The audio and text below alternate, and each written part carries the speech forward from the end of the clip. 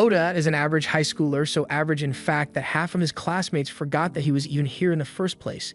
He spends most of his time just reading isekai novels by himself, and the reason he is always alone isn't because he's being bullied or anything, he just prefers it this way. The idea of someone coming over to talk to him is always so anxiety-inducing that it's easier to just blend in and be invisible. All of a sudden, the room goes dark as a black sphere appears in the middle of the classroom and a summoning circle is formed right above everyone in class. In the next moment, they find themselves in the middle of a large hall. An old bald dude gets their attention and says the king has something important to tell them. The students are understandably upset about the interdimensional kidnapping, so they start demanding to know what the meaning of this is. But the advisor couldn't care less about their concerns, so he tells them all to shut up and pay attention. Once they are all quiet, the king speaks up and introduces himself as Morrigan, the ruler of the kingdom of Redis.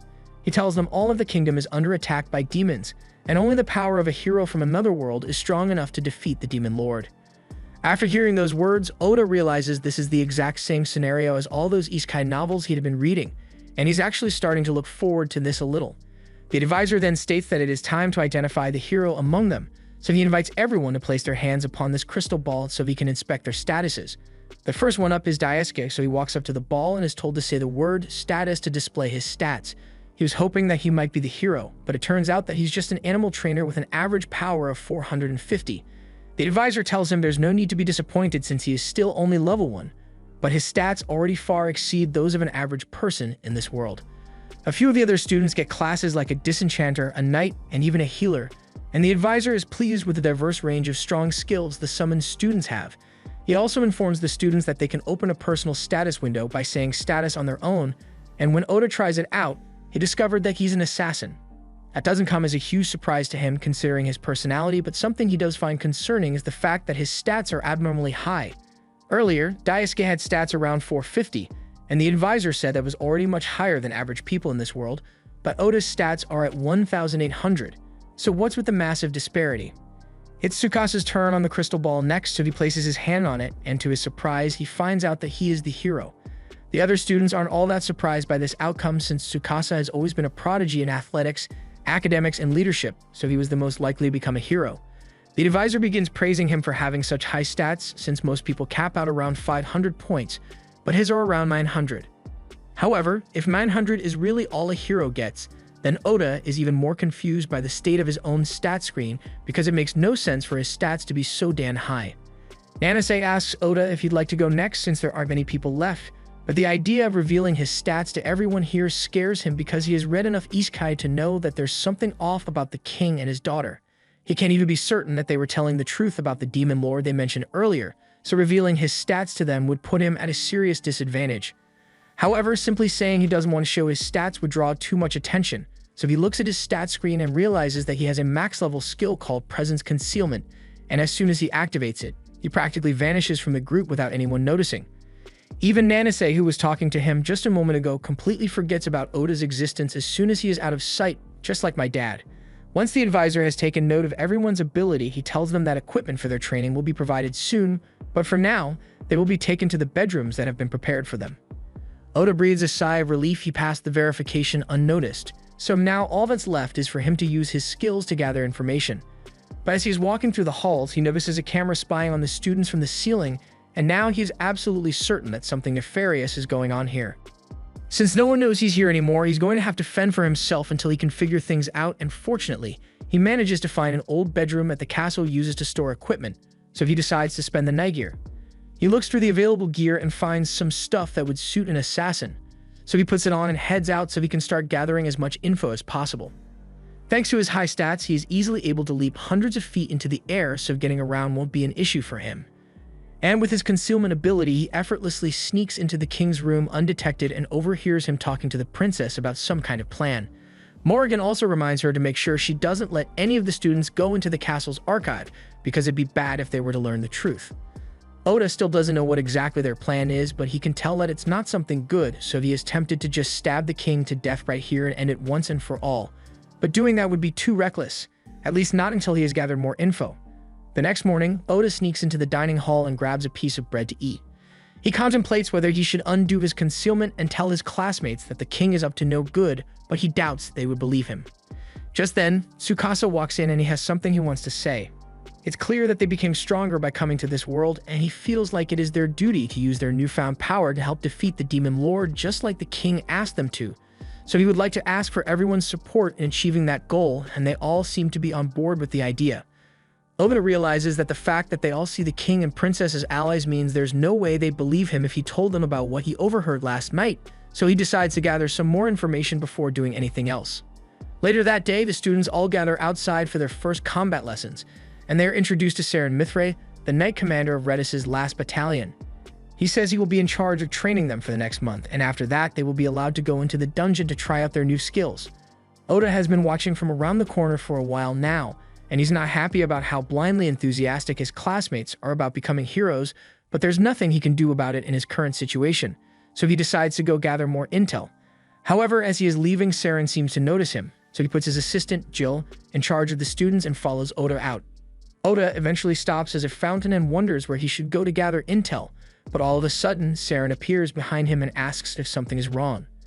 Oda is shocked that someone was able to spot him since he's sure his concealment skill is still active, but Saren tells him he doesn't have to worry too much because his skill is still effective on everyone else, but he is a bit of a special case. Saren possesses enchanted eyes that allow him to see minor temperature changes, so noticing Oda wasn't difficult. Oda can't risk having his cover blown, so he reaches for his dagger intending to take Saren out, but Saren tells him there's no need for that because he isn't going to tell the king or princess about him. Oda is surprised to hear that since he figured the Knight Commander would be loyal to the king, but Saren's loyalty is a bit complicated, so as things stand, he's got no reason to snitch on Oda. He and Oda sit down by the entrance, and Oda tells Saren that he has been trying to find a way to get into the archives because he knows nothing about magic or how this world works. For example, his concealment skill was maxed out from the start, but he has no idea how to level up any of his other skills. Saren offers to teach him how to level up since he wouldn't find that info in the archives even if he tried. Oda is getting a little excited because he has been hoping that he'd get a chance to do some real assassin training, but he doesn't like accepting help for free, so he asks Saren if there's anything he can do for him in return. Saren says he'd just like to hear a bit about what Oda's homeworld is like since he thinks it'll be interesting to learn about, so the two officially start working together. Over the next few weeks, Oda learns about this world's history and how there are separate continents with elves and beast folk out there. After that, Saren moves on to training Oda while Jill handles the training of the other heroes. Things have been going well for a while now, but one night Oda comes to meet with Saren because he found a strange book in the castle's archives. Saren already knows what this is about since he was the one who hid that book in there for Oda to find, and it contains details regarding a coup Saren is planning. He says the king is no longer fit to rule this land because he's willing to pay a horrific price for his own personal gain, and that doesn't sit well with Saren or the other knights, but they'd like to keep things as peaceful as possible to avoid unnecessary bloodshed. Oda thinks things would have been a lot easier if he had just killed the king when he had the chance, but Saren tells him he made the right choice by sparing him in the moment. Killing a man is not an easy burden to bear, especially not for a teenager like him. Just because he is an assassin doesn't mean he is obligated to kill, and if he truly intends to return home someday, he should keep his killing to an absolute minimum. Oda appreciates Saren's advice, but he asks him why he has been looking out for him so much even though he stands to gain nothing. Saren says he has high hopes for Oda, and he's not just talking about his stats. When he was first summoned, Oda was the only one who actually thought things through and didn't just go with the flow. Plus, there aren't many who could endure what Oda has been through and come out stronger. Oda gets a little embarrassed since he has lived his entire life being ignored by everyone around him, and this is the first time someone has ever actually praised him so much. Saren is glad it made him happy, but he does have a favor to ask of him since he could really use some help with the planned coup, and Oda says he will consider it. By the end of the month, the training of the heroes is finally over, so it is time for them all to head down into the dungeon. But while they are being paraded through the streets, Oda notices someone who has been glaring at them from the sidelines, and he wonders why she holds such animosity towards the heroes, so he sneaks up behind her to ask. The girl is startled by Oda's sudden appearance, but he assures her that he means no harm. He just wants to know why she seems so hostile towards the heroes when all the other people seem to support them. The girl asks him if he really doesn't know what the kingdom has to sacrifice to summon them here. But this is Oda's first time hearing of any sacrifice, so he's not sure what she's talking about. She could have easily told him what it was, but instead she tells Oda he should find out the answer for himself since this won't be the last time they see each other. As the party heads into the dungeon, they are forced to battle their way through a large group of orcs, but no matter how many they kill, even more always end up appearing. Tsukasa suggests they should all retreat for now, and Saren agrees since they've made enough progress for today, so he uses his divine sword skill to clear a path to the exit and tells everyone to run as fast as they can. However, after walking through the door, they find themselves cornered by even more monsters, so their chances of escaping are looking slim. Just then, Tsukasa remembers that before they came out on this mission, the princess had given him a special smoke bomb which she said would scare monsters away, so he decides to give it a shot and tosses it at the orcs. But to his horror, the smoke bomb actually turns the orc into a minotaur that's much stronger than anything they've faced so far. By the time Oda and Jill arrive, the party is already on the verge of defeat, so Oda springs into action and tries stabbing it in the back of the neck, but its hide is way too tough for him to pierce, so his sword shatters on impact. Oda is forced to fall back and finds Tsukasa kneeling on the floor with a broken arm. He's in the middle of a serious mental breakdown because he can't handle the fact that he's not strong enough to defeat the Minotaur on his own. Oda knows Tsukasa has a strong sense of responsibility, but he has never been one to crumble under pressure like this, so he gets the feeling that somebody did something to him. He asks the party's disenchanter to try casting Dispel Curse on him to see what happens, and sure enough, the remnants of a curse are seen floating off his head, so someone definitely planned this whole attack and Oda has a good idea of who's behind it. While Tsukasa's curse is being dispelled, Oda tells Saren that he plans to give his new skill a try, so Saren launches a flash of lightning at the Minotaur, and as it is being electrocuted, Oda activates his shadow magic. Dark tendrils begin to emerge from the shadows before piercing the Minotaur where it stands. Once it has been restrained, Oda begins pulling it into the shadows until its entire body is devoured, leaving only its head behind. However, while he may have successfully killed the Minotaur, he still doesn't have full control over his shadow powers, so he begins struggling to keep them from going out of control. Fortunately, Saren comes to his aid to help him remain calm until he is eventually able to withdraw the tendrils. After the battle is over, everyone returns to the castle, and Saren congratulates Oda on a successful mission. It's thanks to him that everyone managed to make it home safely, but while his shadow skill may be incredibly powerful, it also takes a massive toll on him, so Saren tells Oda to avoid using it unless absolutely necessary. He tells Oda that he has a gift for him, so he hands him a katana. He says the blade was forged by the first hero who was summoned centuries ago, and Oda is grateful for it, but he wonders why Saren is giving it to him instead of the current hero of Tsukasa. Saren explains that Tsukasa was already given the holy sword to use in battle, plus the king would definitely notice that something was wrong if he saw Tsukasa wielding the katana since Saren kind of stole it from the royal armory. Oda understands, so he accepts the katana, and he thinks it's cool that he gets to use the same sword as the former hero. But speaking of heroes, he recalls that the situation with Tsukasa hasn't gotten any better. They were able to figure out that he was cursed, but while some of the symptoms were alleviated by the disenchantment spell, the curse itself still persisted, and Oda plans to find out why. Later that night, Oda sneaks into the princess's room and finds her in the middle of strengthening the curse on Tsukasa with a magic crystal and turning him into a puppet. But before she could finish her spells, Oda takes action and slices the crystal in half.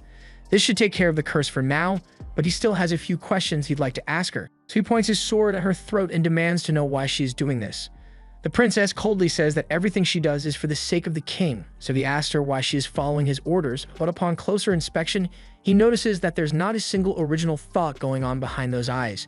She's obviously being controlled as well, and it wouldn't be right to kill her if she's not doing this of her own free will, so Oda simply leaves.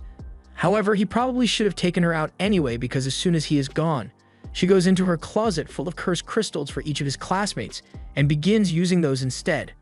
A little while later, Oda takes the crystals to Saren and asks if he knows anything about it. Saren has definitely seen these crystals before and he mutters to himself that he can't believe the king hasn't given up on this yet. That aside, he asks Oda if he revealed himself to the princess while he destroyed the crystal, and he admits that he did, but only because he wanted to find out what she's thinking and why she's doing all this. Saren tells him that the princess is nothing more than a puppet for the king at this point, but Oda has done enough for today, so Saren says he should go to sleep. But he advises Oda not to rest on castle grounds any longer. The princess is definitely going to try cursing everyone aside from Tsukasa now, but she doesn't know who Oda is, so she has no control over him. She may not know exactly who he is, but now that she is aware that there is an assassin on castle grounds, Saren is sure the guards will spend the night searching every nook and cranny, so Oda won't be able to hide in storage closets anymore. Oda apologizes for revealing himself without thinking of the consequences, but Saren tells him there's no need to apologize. Making mistakes is a natural part of youth, so it's Saren's job as an adult to help him handle the aftermath. Oda says he is grateful that he has someone like Saren looking out for him. And Saren says that if he really wants to express his gratitude, then Oda should bring him along once he finally finds a way to return to Japan. Oda spends the night out in one of the trees, but he is woken up when he hears a huge commotion early in the castle. He wonders what could possibly be going on so early in the morning, so he heads over to take a look. He finds a few guards and his classmates gathered around, and once Tsukasa spots him approaching, he is relieved to see Oda again. Oda is glad to see that the curse on Tsukasa was broken, but Tsukasa looks panicked and asks him where he has been. Oda explains that he was just taking a nap and asks what's going on here. He had expected something mundane, but to his horror, he found Commander Saren lying on the floor with a dagger through his chest. Oda breaks down and asks who could do such a thing. But suddenly, all of his classmates turn on him, accusing him of being the killer. The dagger in Saren's chest is the same one they saw Oda using just a day ago. That would be compelling evidence against him, but they literally saw his dagger shatter against the Minotaur in the dungeon, so this one couldn't be his. Even so, his classmates all say he is way too suspicious because he is always disappearing and appearing whenever he wants. Oda realizes that the princess must have successfully cursed all of his classmates for them to be acting this way, so the only one who is still normal is Tsukasa. He tries sticking up for Oda since it's not fair to accuse him of murder without any evidence, but all of a sudden, the king shows up and announces that Oda is being charged with treason for the murder of Commander Saren, so he orders the guards to execute him immediately. Oda sees a smile flash across the princess's face, and in that moment, he realizes that he is being set up, so no amount of explaining will be enough to get him out of this mess. As the guards are about to stab him, he activates his concealment skill and disappears from view, so the king orders his men to spread out and search everywhere for him. In the meantime, Oda sneaks up next to Jill since he knows he is trustworthy. And once he gets Jill's attention, he is informed that the real culprits behind Saren's death were the king's personal assassins, and now they'll be coming after Oda next, so he is going to have to go on the run. Jill explains that Saren had anticipated something like this happening, so he prepared a bag of supplies ahead of time for Oda to use. Oda thanks Jill for the information, and after gathering the provisions, he leaves the kingdom. That night, the king and princess meet to discuss the plan's progress, and the king is honestly surprised by how easy it was to take out Saren, but it's a good thing the assassins were able to deal with him quickly. The princess has also finished applying curses to all the students aside from Tsukasa, so now they just need some sort of justification to start a war with the nation of the East. The king says the students will be useful pawns for him in the war, and as for the one who managed to get away, he's sure a kid like him wouldn't be able to survive on his own out there, but just to be safe, he tells the princess to send the Night Raven assassins after him. Meanwhile, Oda has just arrived at the dungeon since Saren once told him it's the best place to hide out if you're on the run. Practically no one would bother searching a dungeon just to find you, so it should be safe in there, but water and food are limited, so Oda needs to be careful. Even with Oda's concealment skill, there are still a lot of monsters down there that can detect him with their heightened smell or hearing, but as Oda's assassin class levels up, he will eventually be able to mask his scent, the sound of his footsteps, and even his heat signature until he becomes truly undetectable. There are bosses every 10 levels, and once you enter a boss room, you won't be able to leave unless you kill the boss, so going in alone is a risky gamble, but it's not like he has much of a choice if he wants to progress further.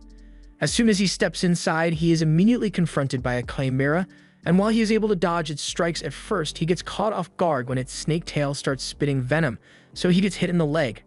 As a result of the damage, he can't move as fast as he did before, so the chimera is able to pierce his back with its claws. But just as it was about to finish him off, Oda decided to use his trump card and cast shadow magic to completely obliterate the chimera. He successfully defeated the first dungeon boss, but the injuries he suffered, combined with the exhaustion from using the shadow skill, left him in critical condition. The shadow skill recognizes that there's a risk of its master dying, so while Oda is still unconscious, it automatically switches from attack to recovery mode and begins healing his wounds. Meanwhile, back at the castle, Tsukasa has just asked everyone to leave the castle with him.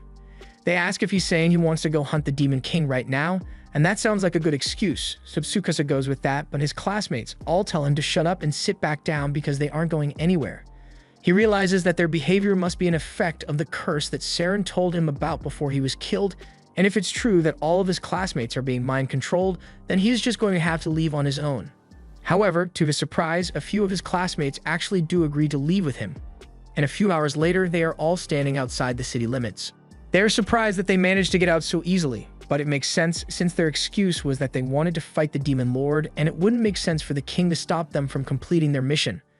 That aside, Tsukasa wonders why the others chose to join him when everyone else refused to even consider it, so Yuki tells him that she doesn't think anyone here is currently afflicted by the princess's curse.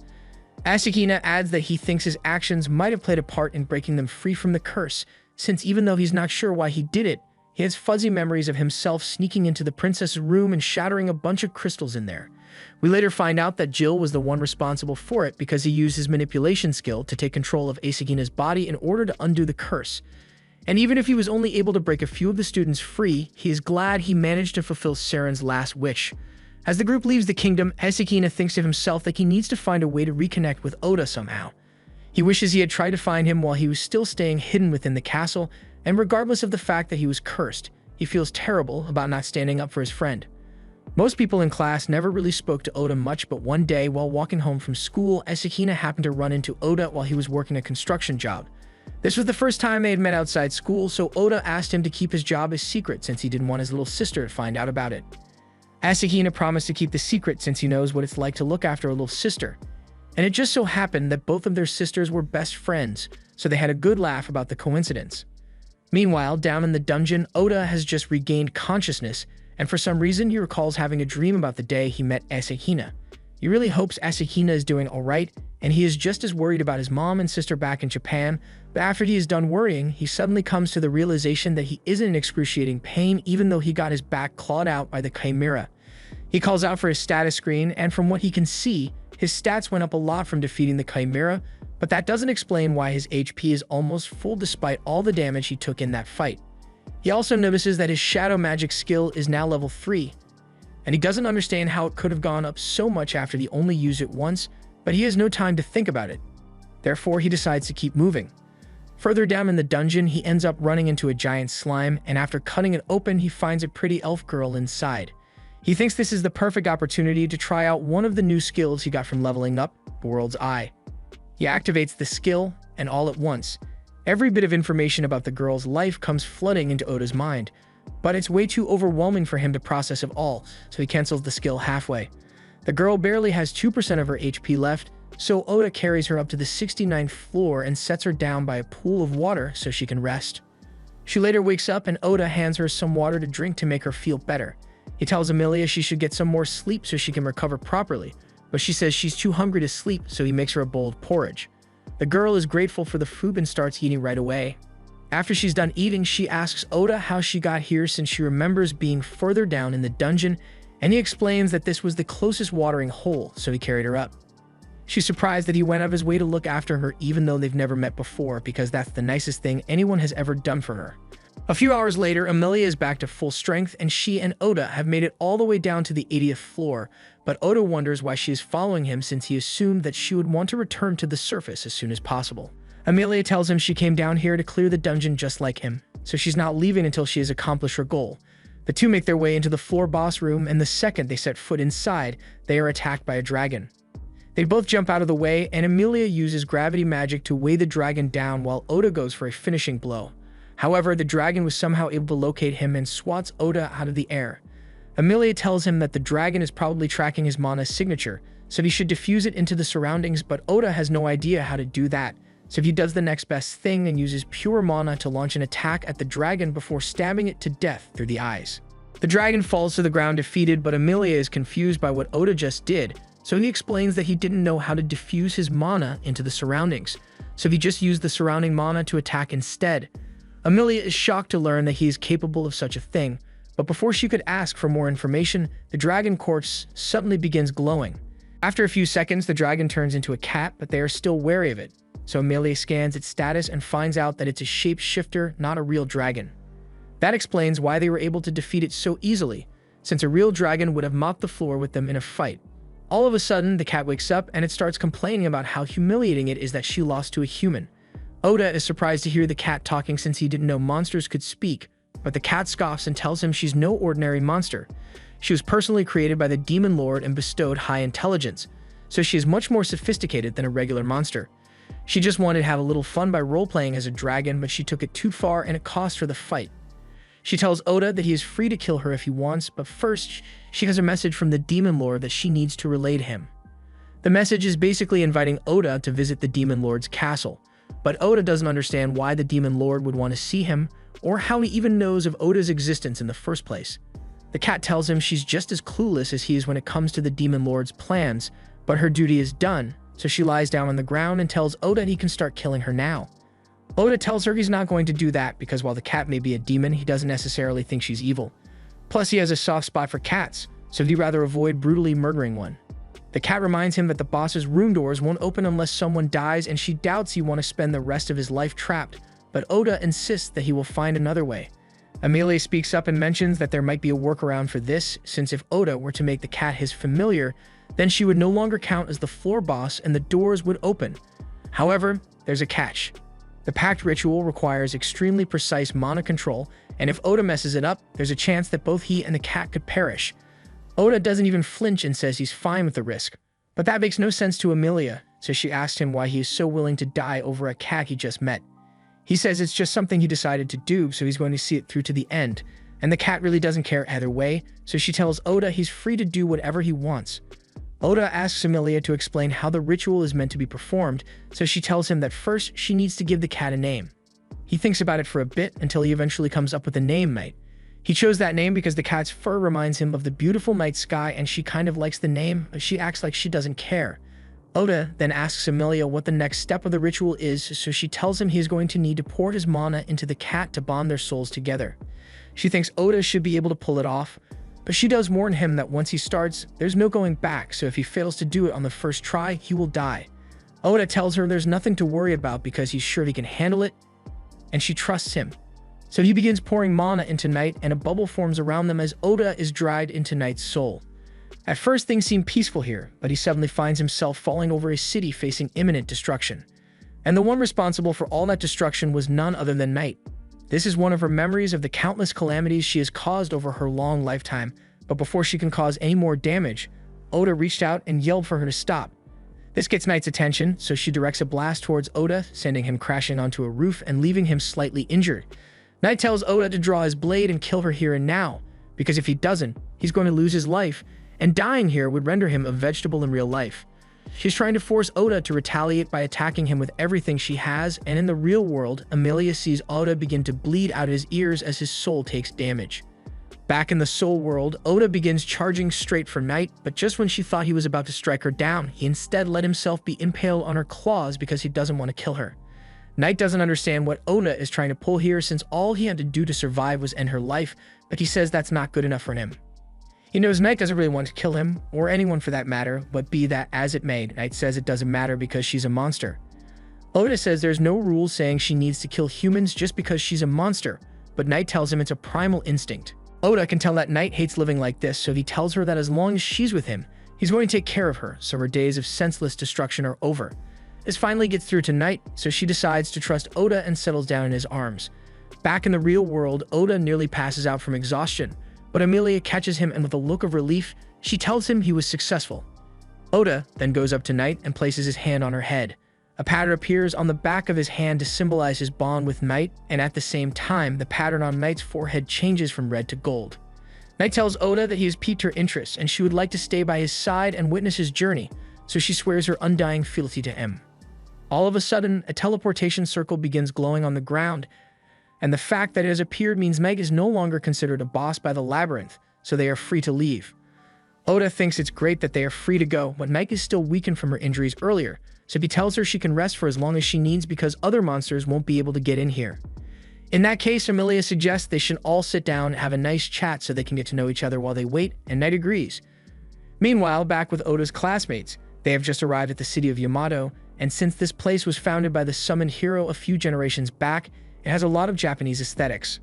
They pay for Nin and all sit down to discuss their current situation. Tsukasa tells everyone that their funds are running low, so they need to find work soon so they can keep covering their expenses.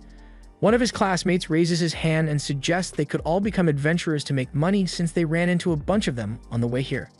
Tsukasa thinks that's a great idea, but aside from their money troubles, he is also concerned about the fact that they still know almost nothing about this world. They can't exactly trust what they've been told by the king and the princess, so he tells everyone to read as many books as they can to piece together this world's history. They all agree with his plan, but they doubt that reading a bunch of books is going to help much since their main goal is to find a way to get back to Japan, and they doubt they are going to find the answer in a random book. Tsukasa has already thought of that, so he tells them that he thinks the fastest way for them to make it back home is to play the part of heroes and slay the Demon King.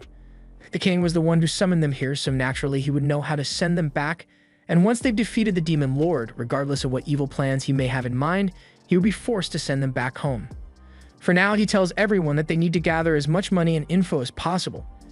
And once they have that, he suggests they should head straight for the Demon Continent to challenge the Demon Lord. However, Asahina objects to that plan. He says the best course of action would be to stay out and wait to meet up with Oda, since he's bound to show up in the city sooner or later. Oda is without a doubt the strongest out of all of them here, so Asahina thinks it would be foolish to challenge the Demon Lord without his strength. Nanase agrees because he never really got a chance to speak to Oda before, but Daisuke strongly opposes the idea because he still thinks there's a chance that Oda was the one who killed Commander Saren. Asahina tells him they've already discussed this before, but the king used magic to manipulate their memories to turn them against Oda. So despite what Daisuke may remember, Oda is completely innocent. Be that as it may, Yuki says Oda is nowhere near here right now, and even if he were, there's no guarantee that he'd want to help them after everything he has been put through. Since Tsukasa is the leader, Shiori asks him whether he thinks they should wait for Oda or press on without him. Tsukasa thinks about it for a minute, and he sees why Asahina would want to wait for Oda since he is a trustworthy friend, and he is a lot stronger than the rest of them. But he doesn't think Oda would want to team up with them. He's always been someone who likes to do things on his own, and with the power difference between him and the rest of the class, they would only be slowing him down. That's why he suggests they should all train as hard as they can so that they can catch up to Oda's level of strength, and only after that will they be ready to challenge the Demon Lord. Back in the dungeon, Emilia tells the story of how she was betrayed by her people and hunted down until she was eventually cornered on the edge of a cliff. She asked her sister and her people why they were doing this to her, since up till that point, she had never done anything that would warrant such hatred from them. But her sister had no real answer. She just said they wanted Emilia to die. With no other choice, Emilia used her gravity magic to destroy the ground beneath her feet and send herself plunging into the waters below to escape her attacker, and by the time she woke up, she found herself on the shore of a distant and unfamiliar land. Shortly after that, she was swallowed by a dark slime, and the next thing she remembers after that is waking up next to Oda. Oda and Knight are surprised by how rough Emilia's situation is, but Knight is curious about the dark slime that swallowed Emilia up because slimes usually don't eat people. And even if this one did, she finds it hard to believe that Emilia survived in there so long without being digested. Either way, Emilia says she's grateful that the slime ate her because without it, she would never have gotten the chance to meet Oda. Oda asks her if she intends to return home eventually, but Emilia says she has no home to return to. He asks her if she has at least tried having a conversation with her sister about what happened, but considering the fact that Emilia's sister tried to kill her, I don't think talking things out is an option for her. Oda's stance on this is biased because he also has a little sister, but has never tried to kill him. He cares about her a lot, and at one point he worked overtime for weeks just so he could buy her a new phone since her old one was busted. Yui didn't seem pleased with the gift at the time, but not because she was ungrateful. It was because she didn't like the fact that Oda was putting himself through so much stress just to buy her a gift. Just then their mom came out and told Yui not to give Oda such a hard time about it since he only pushes himself because he loves her. Yui still felt bad about Oda working so hard for her sake, but she appreciated the gesture, so she thanked him for always looking out for her. Oda really misses her and his mom, so he wants to return home as soon as possible, but before that, there's something he needs to do. Back in Japan, no one ever seemed to notice Oda, which is probably why his presence concealment is one of his strongest skills. However, Commander Saren paid attention to him, and Oda owes a lot of his growth to him. But then the king murdered him in cold blood just so they could frame Oda, and he refuses to let that transgression go unpunished. They are all arrested now, so Oda asks Knight where the teleportation circle is going to take them. Unfortunately, she says she has no idea since there are only a few demons in the world who are capable of manipulating teleportation circles, and she isn't one of them. Emilia recalls hearing a rumor that teleportation circles send you to the place you most desire to go, and if there are multiple users, it will pick one person and send everyone to that person's destination. They all go through, and in the next moment, they find themselves in the middle of a large plain with a massive tree in the distance. To Oda, it is a pleasant surprise, but to Emilia, this is a horrifying turn of events because she recognizes that tree, and it means she is back in the Elven Kingdom. All of a sudden, an elf scouting in a tree nearby spots them and immediately fires an arrow at Emilia. Oda notices in time to pull her to safety, and afterwards he apprehends the elf and brings him down for interrogation. The elf says he was sent out here to investigate a strange blue light that suddenly appeared, but to his surprise he found the traitorous princess, and it was murder on sight from there. He then proceeds to insult Emilia with extreme malice, so Oda knocks him out, but that doesn't solve their problems because while the elf was talking, more elves showed up and surrounded them, including Emilia's sister. Before all this, Emilia's life was going pretty well. She was in line to become the next ruler of the Elf Kingdom, and she had a great relationship with her sister, or so she thought. Gradually, all her advisors and guards began to turn on her until one day, Kilika suddenly accused her of committing a heinous crime. And without investigating at all, the guards all concluded that Emilia must be guilty because she is a child of Blight. She was forced to flee the kingdom before Kilika, and the guards could capture her. And now that they are face to face again, she doesn't know what to do. She tries telling Kilika that she will leave on her own, so there's no need for violence, but Kilika is hell-bent on capturing Emilia. However, before Kilika could do anything, Oda steps in front of Emilia to protect her. Kilika asks Oda who he thinks he is to be interfering in the matters of elves, but he says he met Emilia a day ago and he happens to like her, so he won't let Kilika speak to her like that. He also noticed that Kilika keeps referring to Emilia as a criminal, so he asks what crime she actually committed, and to that, Kilika rolls down her sleeve to reveal a large bruise that runs all the way across her arm. She tells Oda that Emilia once poisoned her with a vial disguised as a potion, and even for a member of the royal family, harming another royal is completely unforgivable.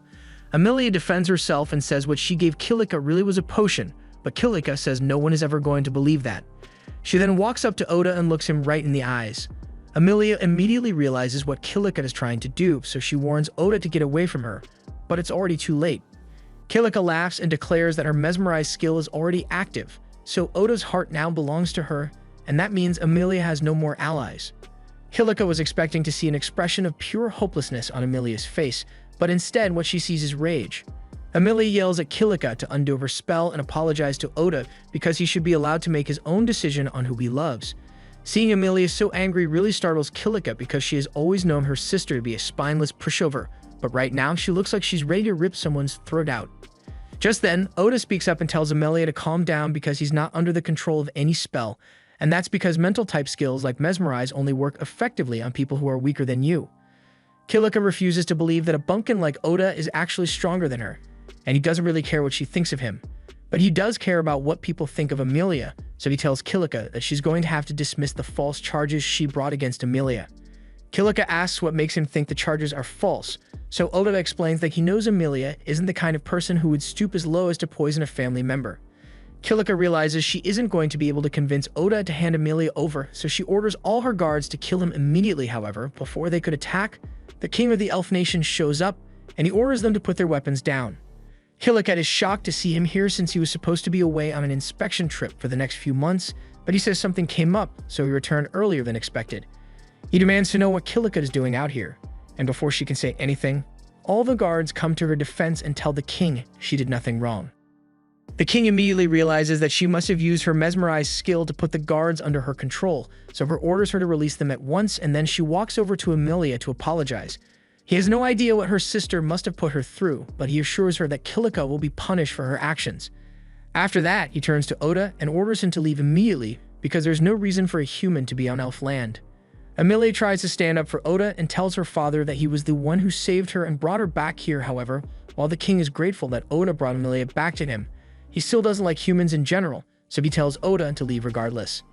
In that case, Emilia says she's going to leave as well, but the king becomes angry and says there's no way he would let that happen. Emilia is the only one he trusts to rule the kingdom once he is gone, so he won't let her leave, but Oda tells him it's Emilia's choice to make. The king orders Oda to stay out of this because it's none of his business, but Oda isn't one of the king's subjects, so he has no reason to obey those commands. In fact, he says he is more than willing to make the king listen to him with force, and judging by what Oda did to Liam on the floor over there, the king can tell that he's not bluffing. With that said, the king has never been one to duck a fade, so he issues a challenge to Oda under the condition that the loser has to obey the winner's commands, and Oda accepts, so the king says the duel will be held at the base of the holy tree in accordance with their tradition. As they walk toward the tree, Emilia apologizes to Oda for dragging him into this mess, but he says there's nothing to apologize for because he's the one who chose to get himself involved.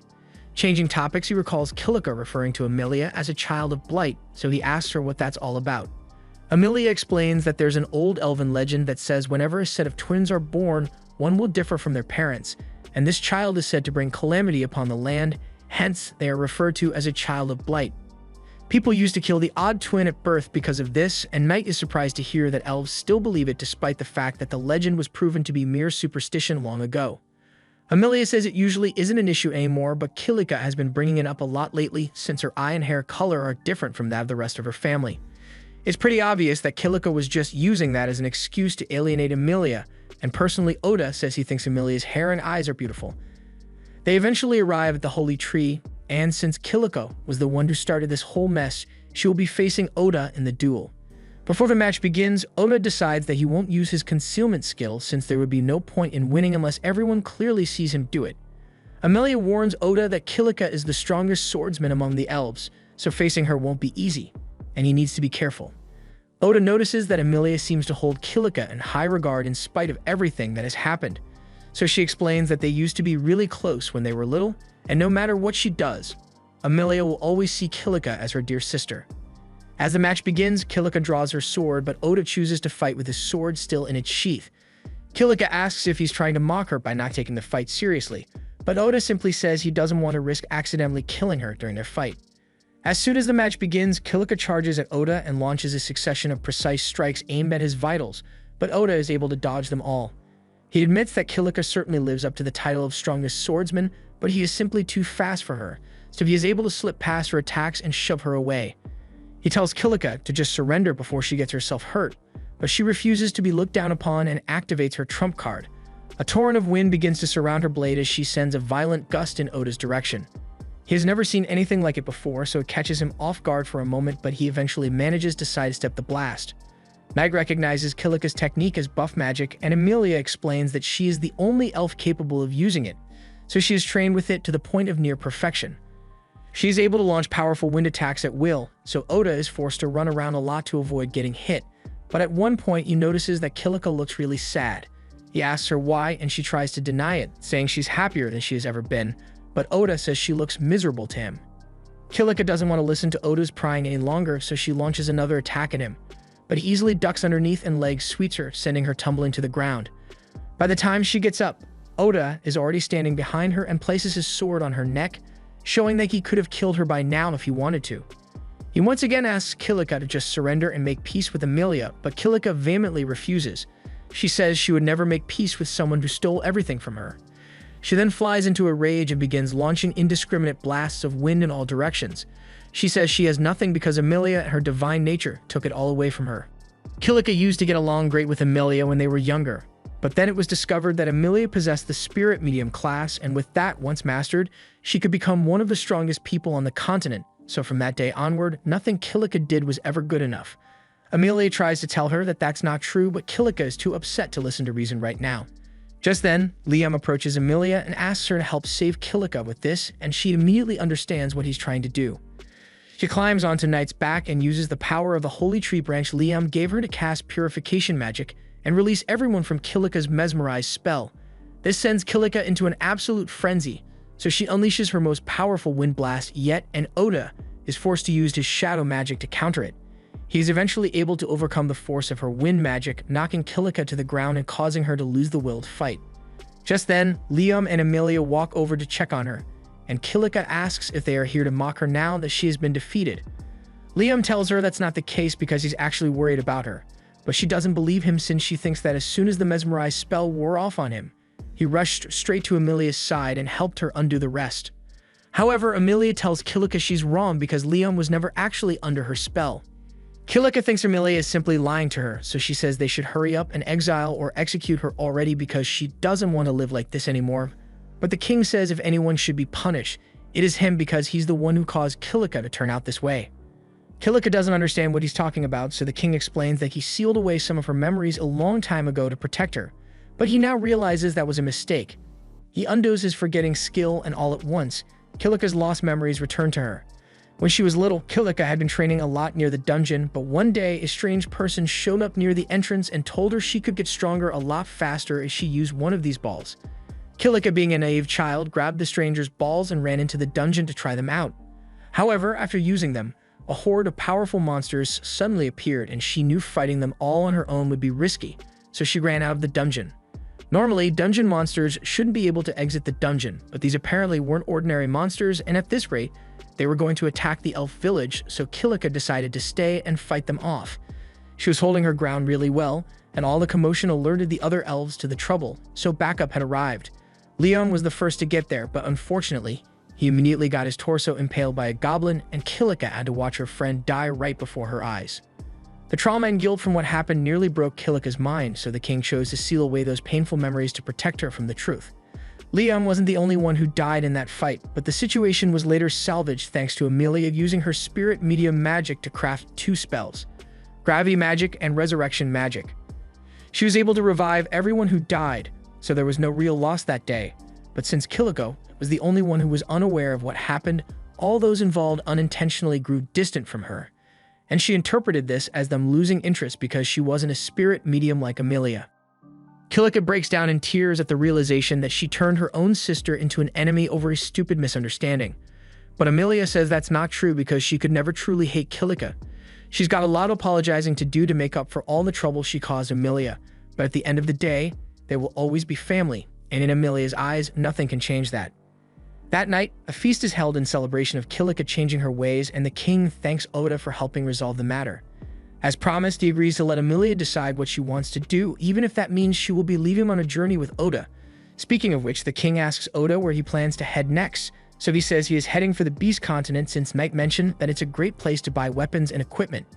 Meanwhile, Asahina and the rest of Oda's classmates all hop on a ship headed to the Beast Continent as well.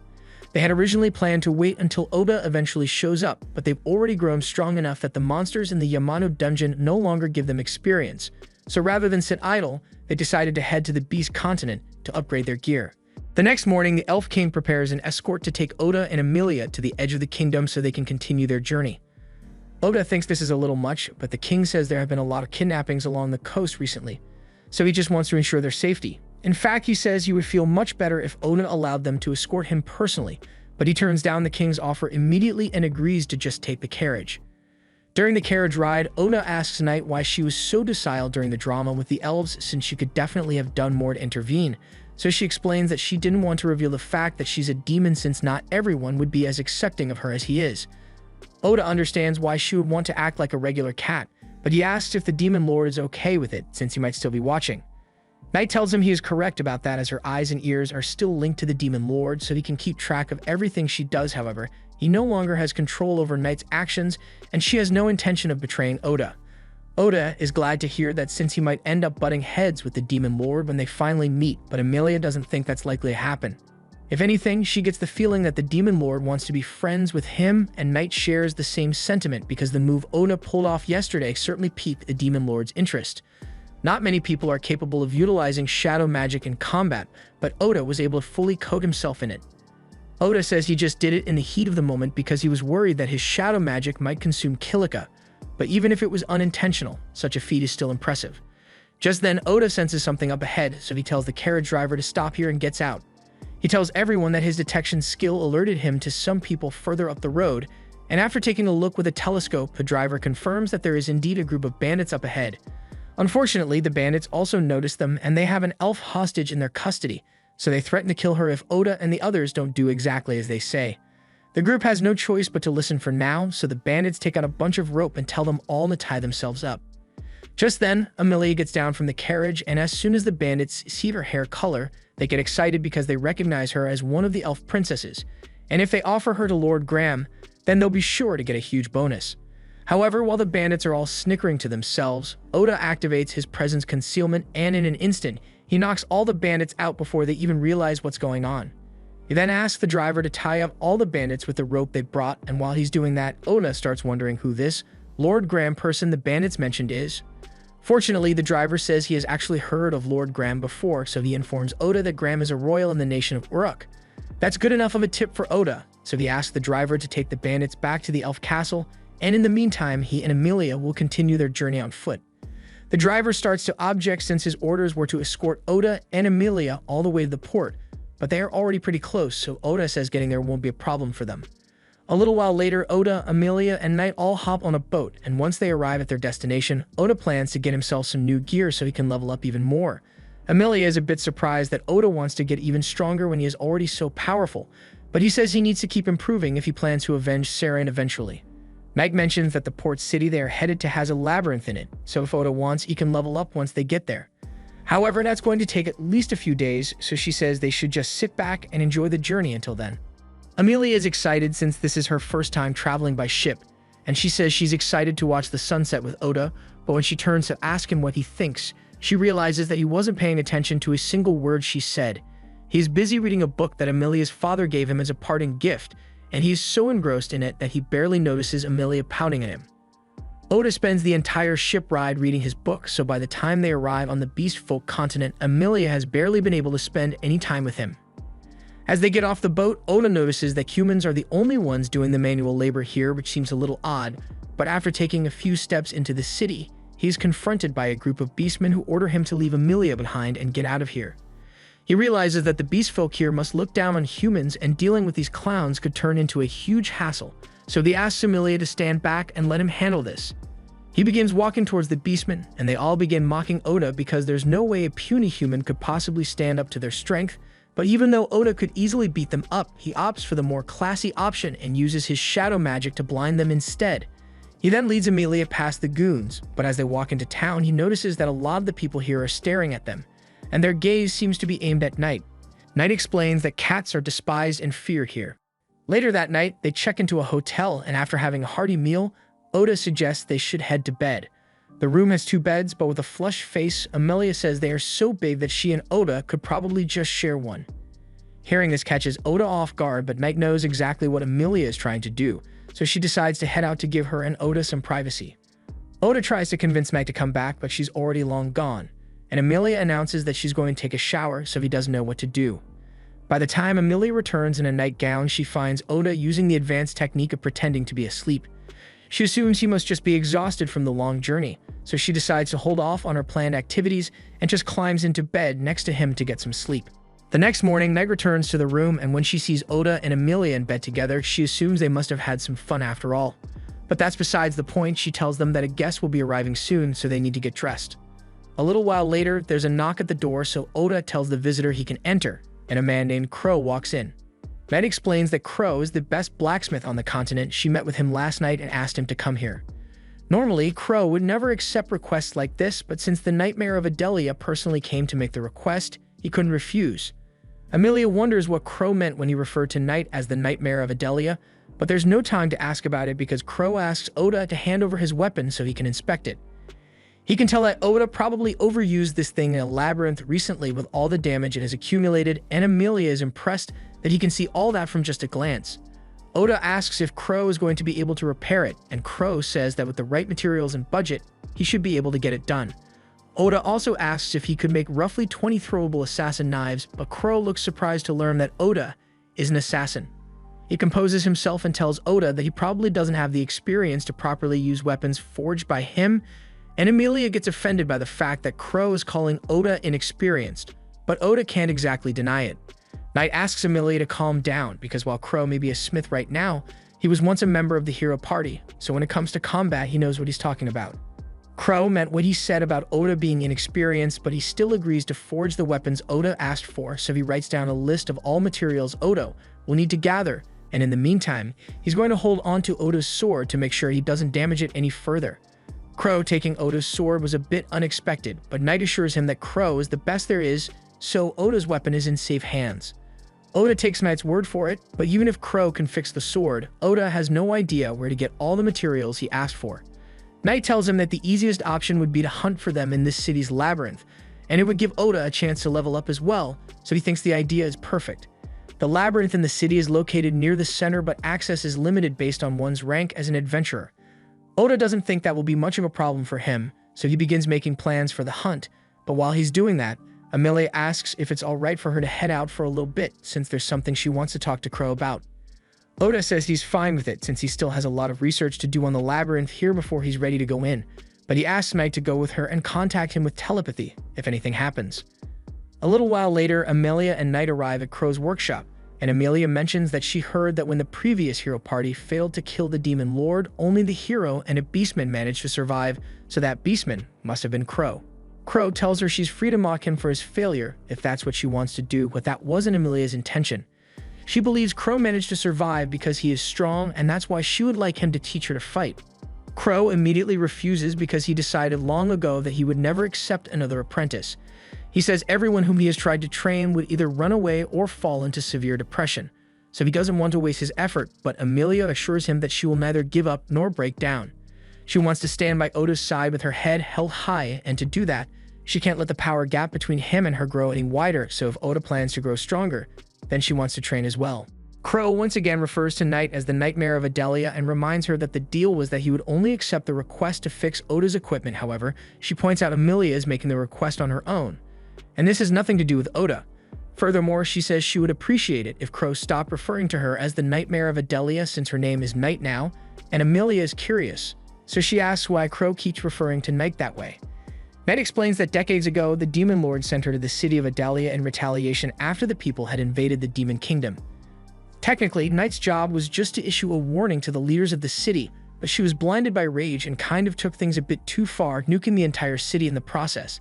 She knows she had no reason to do all that, and she takes full responsibility for her actions, which is why she wanted Oda to kill her when they first met. However, she has changed since then, and as long as she is serving under Oda, the history will never repeat itself. Crow asks her if she really thinks it's that easy to turn over a new leaf, but Meg is well aware that the things she has done are unforgivable, so she understands if Crow still despises her. However, on the contrary, Crow says he never bore any resentment towards Knight.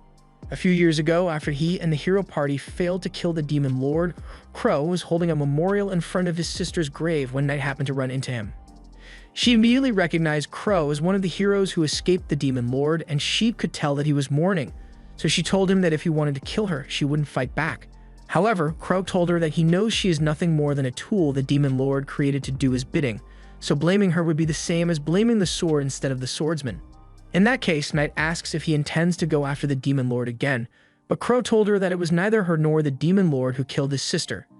After Knight's attack, Crow's sister had been trying to help the people trapped under the rubble. However, at the same time, a nobleman was desperately trying to flee the city, and since Crow's sister was in the way, he decided to blast her to ashes instead of just going around. That's the man who took his sister from him. So Crow swore that if he was going to take revenge on anyone, it would be Lord Graham. However, he never ended up going through with it because he knew his gentle sister wouldn't want him to go down that path. Just then, Emilia speaks up and basically calls Crow a bitch for being too cowardly to take revenge for his sister. He just fabricated the idea that his sister wouldn't want this to justify running away from reality, and Emilia understands what he's going through better than anyone. She spent a lot of time lying to herself, claiming it was all for the sake of her sister, but Oda opened her eyes to how wrong she was about the situation. Emilia's words really struck a chord with Crow, and he needs some time to process his emotions, so he asks Emilia and Knight to leave him alone for today.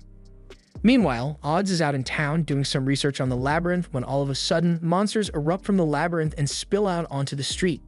Emilia sees the chaos and tries to intervene, but she is confronted by a boy named Aurum, and she recognizes him as the same person who tricked Kilika when they were kids.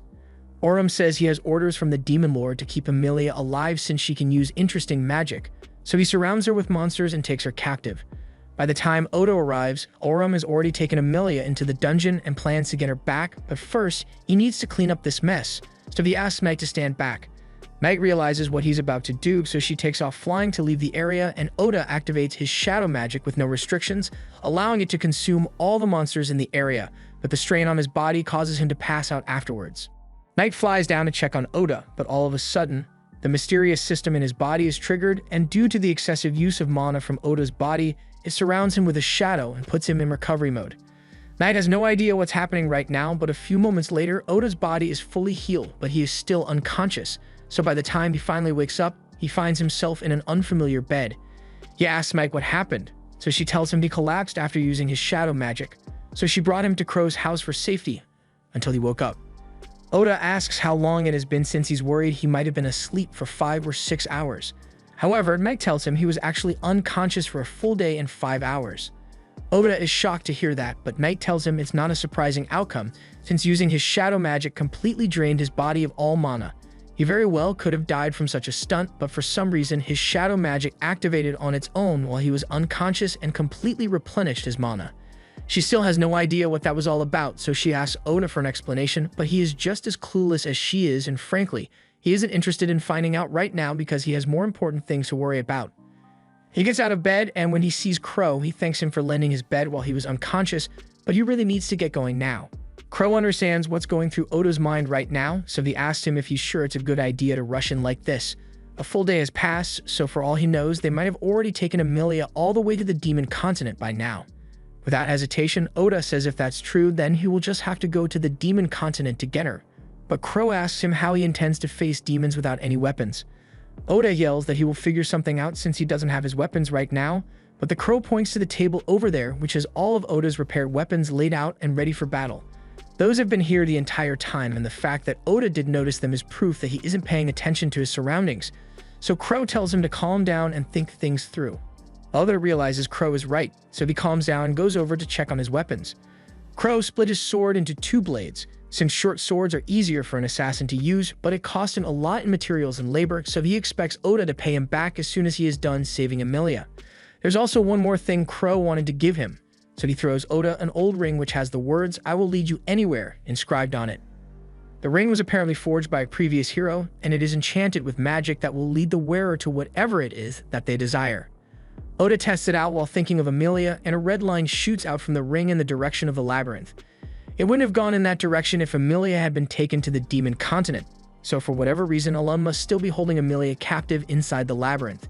He isn't sure where in the labyrinth exactly, but knowing that Emilia is still in there is good enough for Oda, so he puts on his equipment and heads out the door with Knight. As they are heading towards the labyrinth, Knight asks Oda to please refrain from pulling stunts like what he did the other day. Oda apologizes since he now remembers that if he dies, Knight also dies, and he should have taken that into account before using such a risky move, so he promises to be smarter about things like that in the future. Meanwhile, deep in the labyrinth, Alum has placed Emilia on some broken pillars, and he is pleased with how well things have been going so far. He tells her demons like him have magic that allows them to control monsters, but he has never had a chance to try it on a humanoid species before, so he was excited to see what effect it would have on her. It turns out he can't control Emilia, but the spell did immobilize her, so that makes it easy for him to keep her under control. With a strained voice, Emilia asks him why they are still in the labyrinth, and Alum is bored, so he decides to sit down and talk to her for a little bit. He explains that only second-rate demons are capable of using teleportation magic, and he's only a third-rate demon, so he has to wait for his boss to get here before they can teleport Emilia back with them. Emilia asks where exactly he intends to teleport her, but Alum says he has no idea, and he assures her that he isn't lying. He knows Emilia is trying to extract information from him, but doesn't mind since even if that assassin friend of hers shows up to rescue her, Alum is sure Oda won't be able to beat him.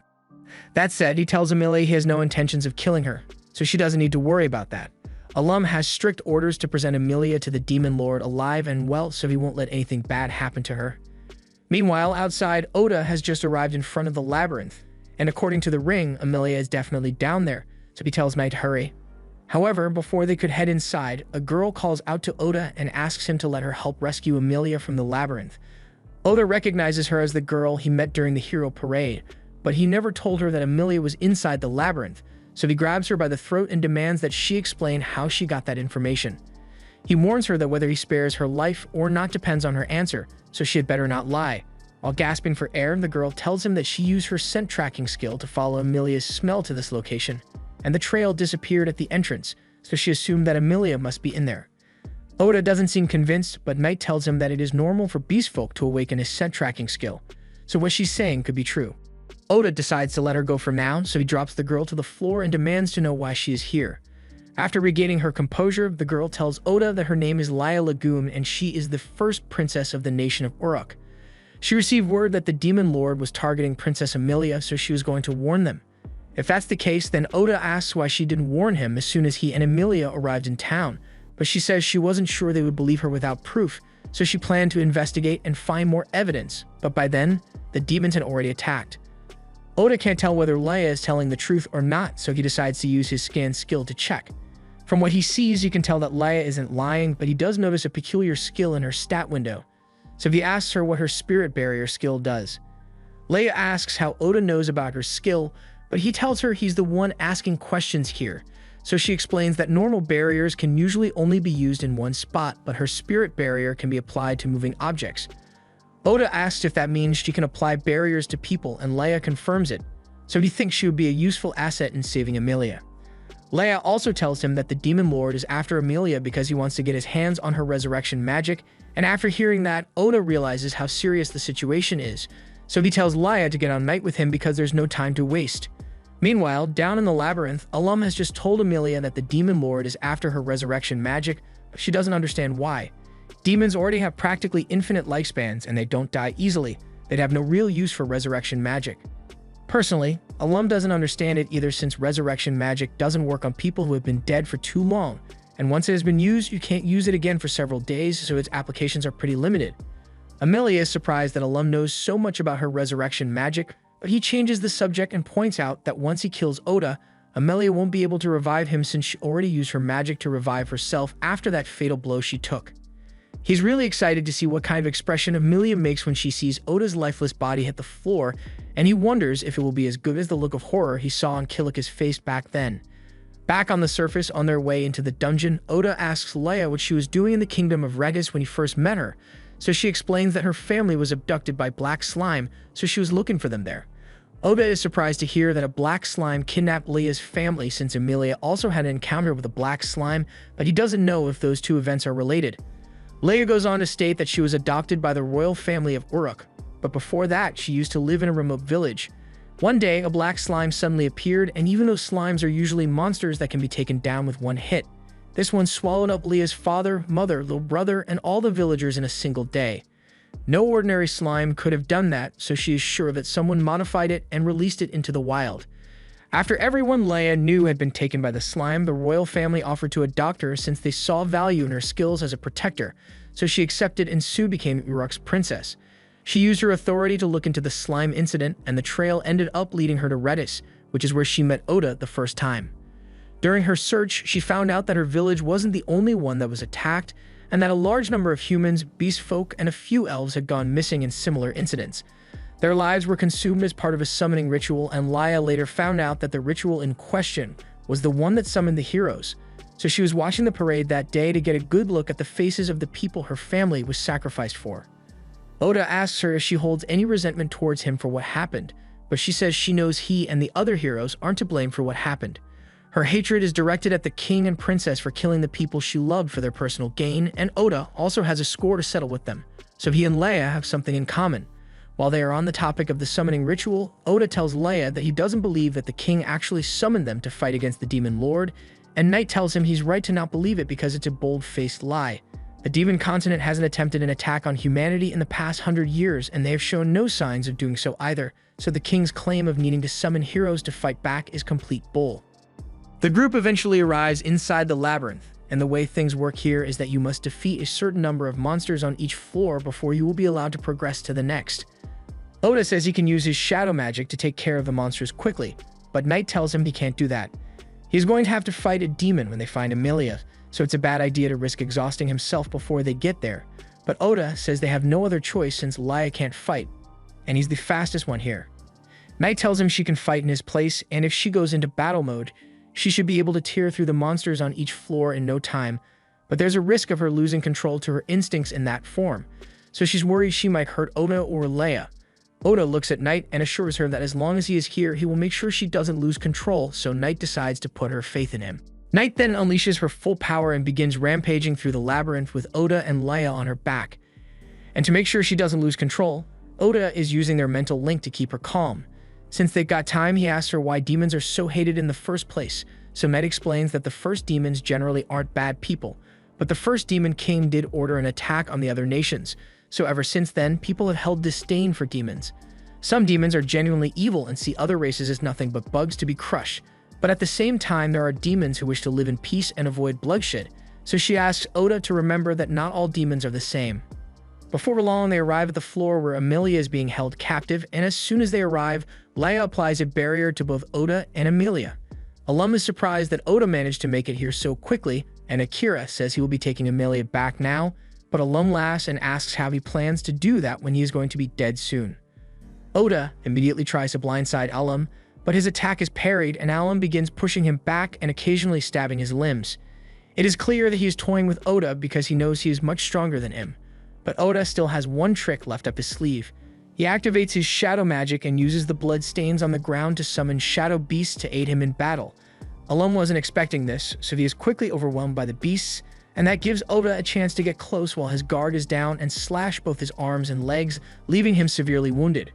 As a last-ditch effort, Alum used his magic to summon the labyrinth monsters he had control over to attack Oda while he was recovering from the backlash of using shadow magic. Leia cast an inverted spirit barrier around him before the monsters attacked, redirecting their blasts back at them. Now, Alum had no cards left to play, so he was completely at Oda's mercy.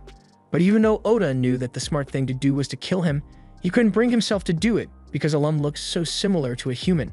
He ended up hesitating for so long that Alum's boss had time to show up, and he has no idea what to do now because if he was struggling so much against Alum, who's a third-grade demon, there's no way he can handle a second-grade one. Knight warns Oda that he needs to avoid facing the demon head-on at all costs. He can already tell that this guy is on a whole other level, so he needs to be really careful about how he handles this. The demon can see that Alum is no longer able to fight, so he uses his power to wrap him up and throws him to the back of the room so he doesn't get in the way. He then wraps a ribbon around the group and it immediately shatters the barrier that Leia had set up to protect them, and she can't believe he was able to do it so easily. She tries getting up to create another barrier, but Oda tells her to get back since it's too dangerous. The demon says that's the smart thing to do here since he has no business with her. But he does have business with Emilia, so he launches another ribbon straight at her, sending Emilia flying into a wall. Oda rushes to her side to check on her, but the demon tells him there's no cause for alarm because she's still alive. He just made it so she wouldn't be able to move for a while. Oda glares at him with murderous intent, but as much as he wants to attack the guy for hurting Emilia, he knows he can't win, so he starts thinking of a way to escape instead. However, the demon catches on to Oda's intentions, and it would be really exhausting to have to chase Oda through the dungeon, so he decides to seal off all the exits.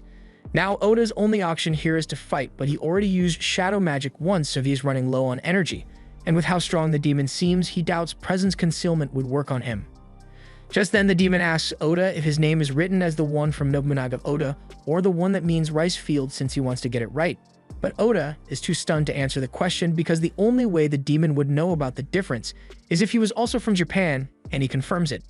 He tells Oda his name is Mahiro Abe, and though his situation was a little different from that of Oda, he was also brought here from Japan. It would have been nice if he could have met Oda under different circumstances, but right now, Mahiro's mission is to capture Emilia, and he's going to have to kill Oda to do that. He activates his power and sends several energy blasts in Oda's direction, but while Oda does his best to dodge, Mahiro has full control over these things, so he makes one turnaround mid-air and strike Oda in the shoulder. Dodging isn't going to work, so Oda tries to close the distance so he can use his swords. However, he wasn't fast enough to land any hits on Mahiro, and a moment later, more energy blasts are shot at him. Trying to evade them would be pointless, so instead, Oda activates a limited version of shadow magic to absorb the blasts across his body. Mahiro is intrigued since he has never seen that kind of magic before, but he can't tell that Oda is running low on mana, so he can't use it at full strength. Just then, Knight calls out to Oda and tells him that she has finally regained a bit of her strength, so she can help now. Mahiro recognizes Knight and asks her if she is officially switching sides now, so she confirms that she has no intention of returning to the service of the Demon Lord, and then she speaks to Oda through their mental link and tells him he needs to nullify their contract immediately. Oda has no idea what she's talking about, so Knight explains that she has a way to take Mahiro down, but she's going to perish in the process, and as long as she remains linked to Oda, that means he would die as well. She urges him to undo the contract so she can sacrifice herself for him, but Oda flatly refuses. Mahiro can see that Oda and Knight are having a conversation and he could attack them right now, but he's curious about what they're talking about, so he decides to wait until they are done. Oda tells Knight that he didn't think he could win earlier, but now that she's here, they might have a shot at beating Mahiro if they work together, so there's no need for her to sacrifice. Knight tells him that there's no guarantee that they will be able to win against Mahiro, so this plan is incredibly risky, but Oda says he's willing to take that risk if it means Knight gets to survive. Knight doesn't like the fact that Oda is putting himself in so much danger for her sake, but she respects his decision, so she uses the last of her energy to begin her transformation. As the golden light dissipates, Oda discovers that Knight has transformed into a copy of Captain Saren, and while in this form, she has access to all of Saren's abilities, but she can't hold it for long, so she tells Oda they need to finish this quickly. She activates Saren's magic, creating a massive light hammer in the air, forcing Mahiro to cast his shield to defend himself, but the light also happens to strengthen the power of Oda's shadows, so he seizes the opportunity and covers himself in shadows to boost his attack power before striking Mahiro. Knight soon joins Oda in pushing Mahiro back, and he is starting to get overwhelmed by the constant strikes, so Oda is able to land a slash across his back. Knight warns Oda that her transformation is going to wear off soon, but Oda says it doesn't matter since he should be able to finish Mahiro off with his next attack anyway. However, Mahiro still has one trick up his sleeve, so he snaps his fingers, and in the next second, Emilia shows up behind Oda and stabs him through the chest with her hand. She was under Mahiro's control just now, and as soon as the effects wears off, she screams out in horror because she can't believe what she just did. Oda tries to assure her that this isn't her fault and he knows she would never hurt him intentionally, but it doesn't change the fact that he is currently bleeding out. He keeps trying his best to stay alive, saying he can't die until he has achieved his goals, but a moment later, the color fades from his eyes and Oda's body goes cold. However, just as Oda's heart is about to stop beating, the system in his body recognizes that his injuries are fatal, so it intervenes and activates healing mode. Energy begins emanating from Oda's body as the system begins healing him, and Mahiro sees this happening, so he tries to double-tap Oda to make sure he stays down. But the system has already put up an impenetrable barrier, so Mahiro's attack can't harm Oda right now. Once the healing is complete, Oda's body begins to rise, but he isn't the one in control right now. The system has determined that Mahiro is a serious threat to Oda's survival, so it goes into battle mode and charges right at him. Oda and Mahiro clash, but with the system in control, Oda is able to use shadow magic much more efficiently. So when Mahiro attempts to hit him with an emergency slash, he creates a shadow wall to defend himself and then uses those shadows to bind Mahiro in place.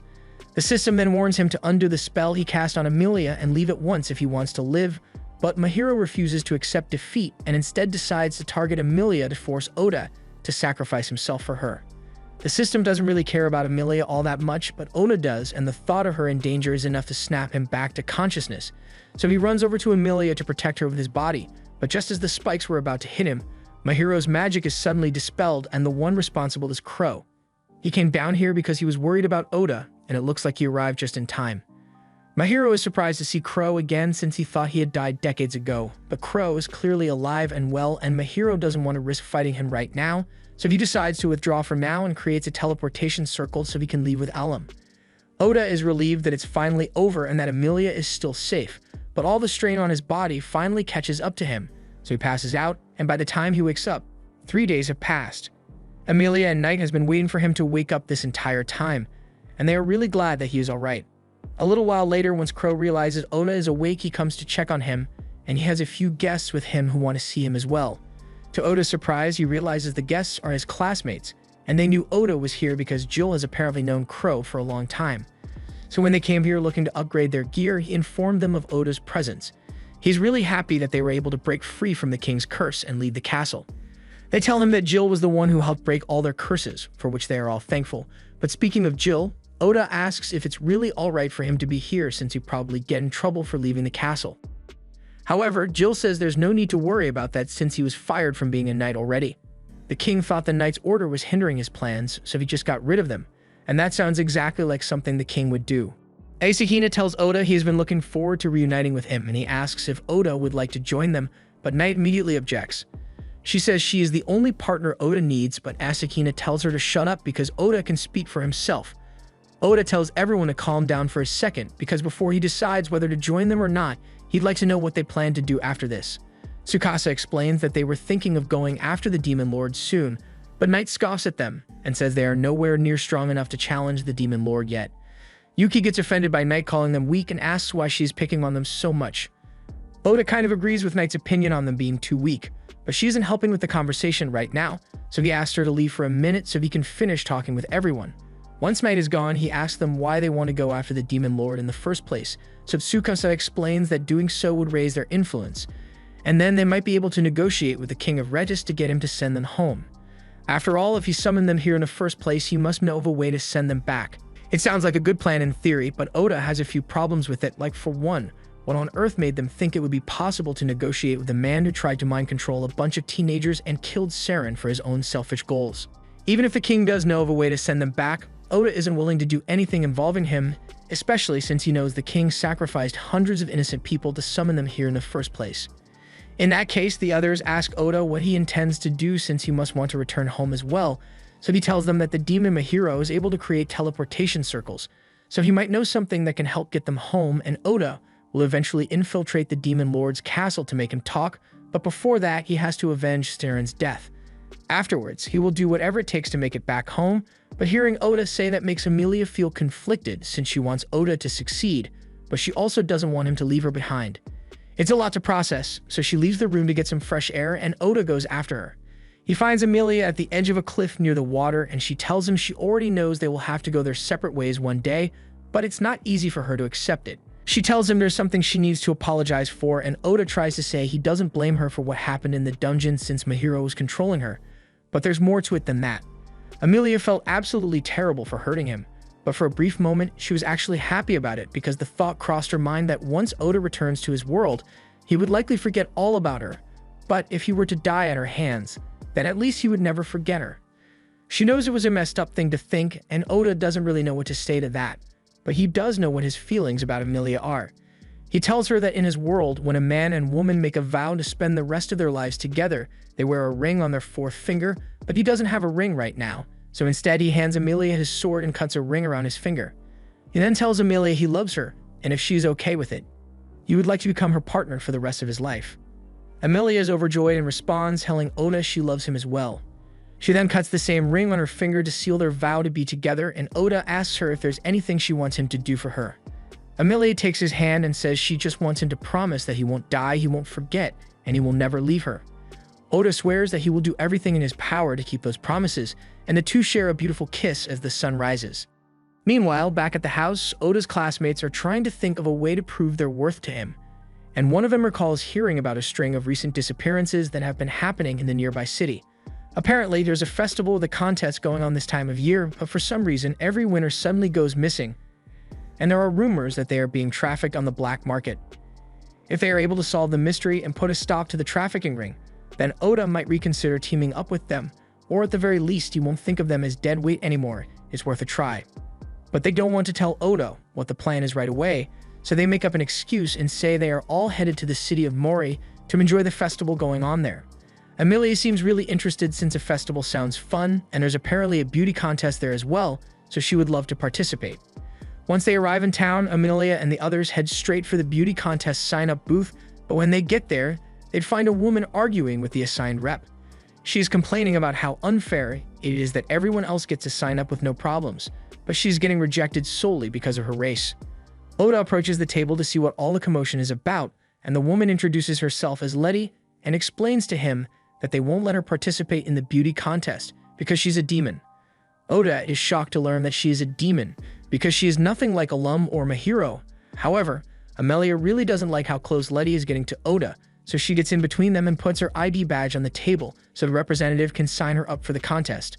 The rep is amazed when she finds out that Amelia is an elven princess, since she wasn't expecting such a high-profile contestant, and while the rep is signing her up, Amelia turns to Oda and tells him he isn't allowed to flirt with anyone besides her.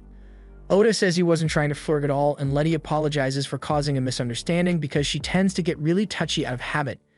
That aside, Letty still has a bone to pick with the rep since it's still not fair to deny her entry just because of her race. The rep can't deny that the only reason she's rejecting Letty is because she's a demon, but demons have a really bad reputation, so she's worried that letting Letty join the contest might cause trouble.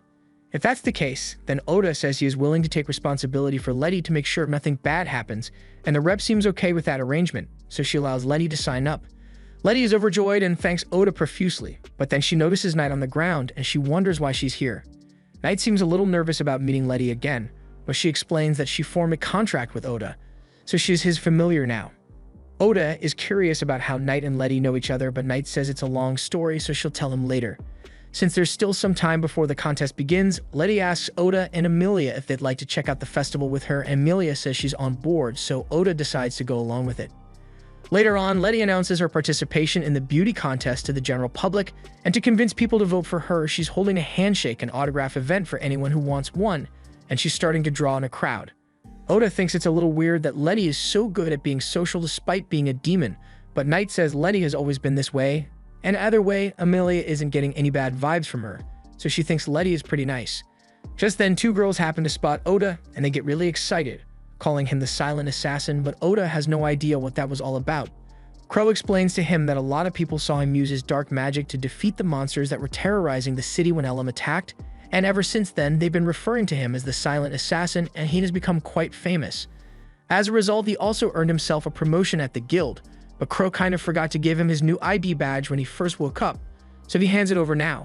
Oda was promoted to yellow rank, but he has no frame of reference for the guild rank system, so Amelia explains that she's currently silver ranked, and Kilika happens to be gold ranked, so Oda technically should be higher ranked, but the guild doesn't know about most of his dungeon activities. Just then, the girls from Oda's class call over to Emilia to tell her they found a stall with a bunch of rare foods, so she immediately gets up to go check it out, and in the meantime, Oda's classmates all decide to take part in a raffle. Oda asks Knight to follow Emilia to make sure she doesn't get into any trouble, and she obeys his orders, but as she is walking down the street, many people actively avoid her because they are still wary of cats. Now it's just Oda and Crow left sitting at the table, but Oda doesn't really understand why Crow came along in the first place, since he doesn't really seem like the kind of guy who'd care about having fun at a festival. Crow explains that as Oda already knows, his little sister was killed by a noble named Graham, and the reason he hadn't taken revenge till now is because he thought his sister wouldn't want him to do so, but even if he wanted to, it would be impossible for him to do so now. Crow's strength has declined over the years, and Graham is constantly surrounded by strong bodyguards, so getting to him is no easy feat. On a completely unrelated note, Crow reminds Oda of how he saved him down in the dungeon a few days ago, and if he hadn't done that, Oda would probably be dead by now, so he owes him a debt, and there's something Crow would like him to do. As Oda listens to the request, his eyes go wide, and Crow understands that this isn't the kind of thing you can decide on immediately, so he tells Oda to take as much time as he needs to think it over. Just then, Jill shows up and tells Crow they still need to go secure their lodging, so Crow gets up and tells Oda that he took the liberty of getting him some of the best seats available in the beauty contest stadium, so he can head over first.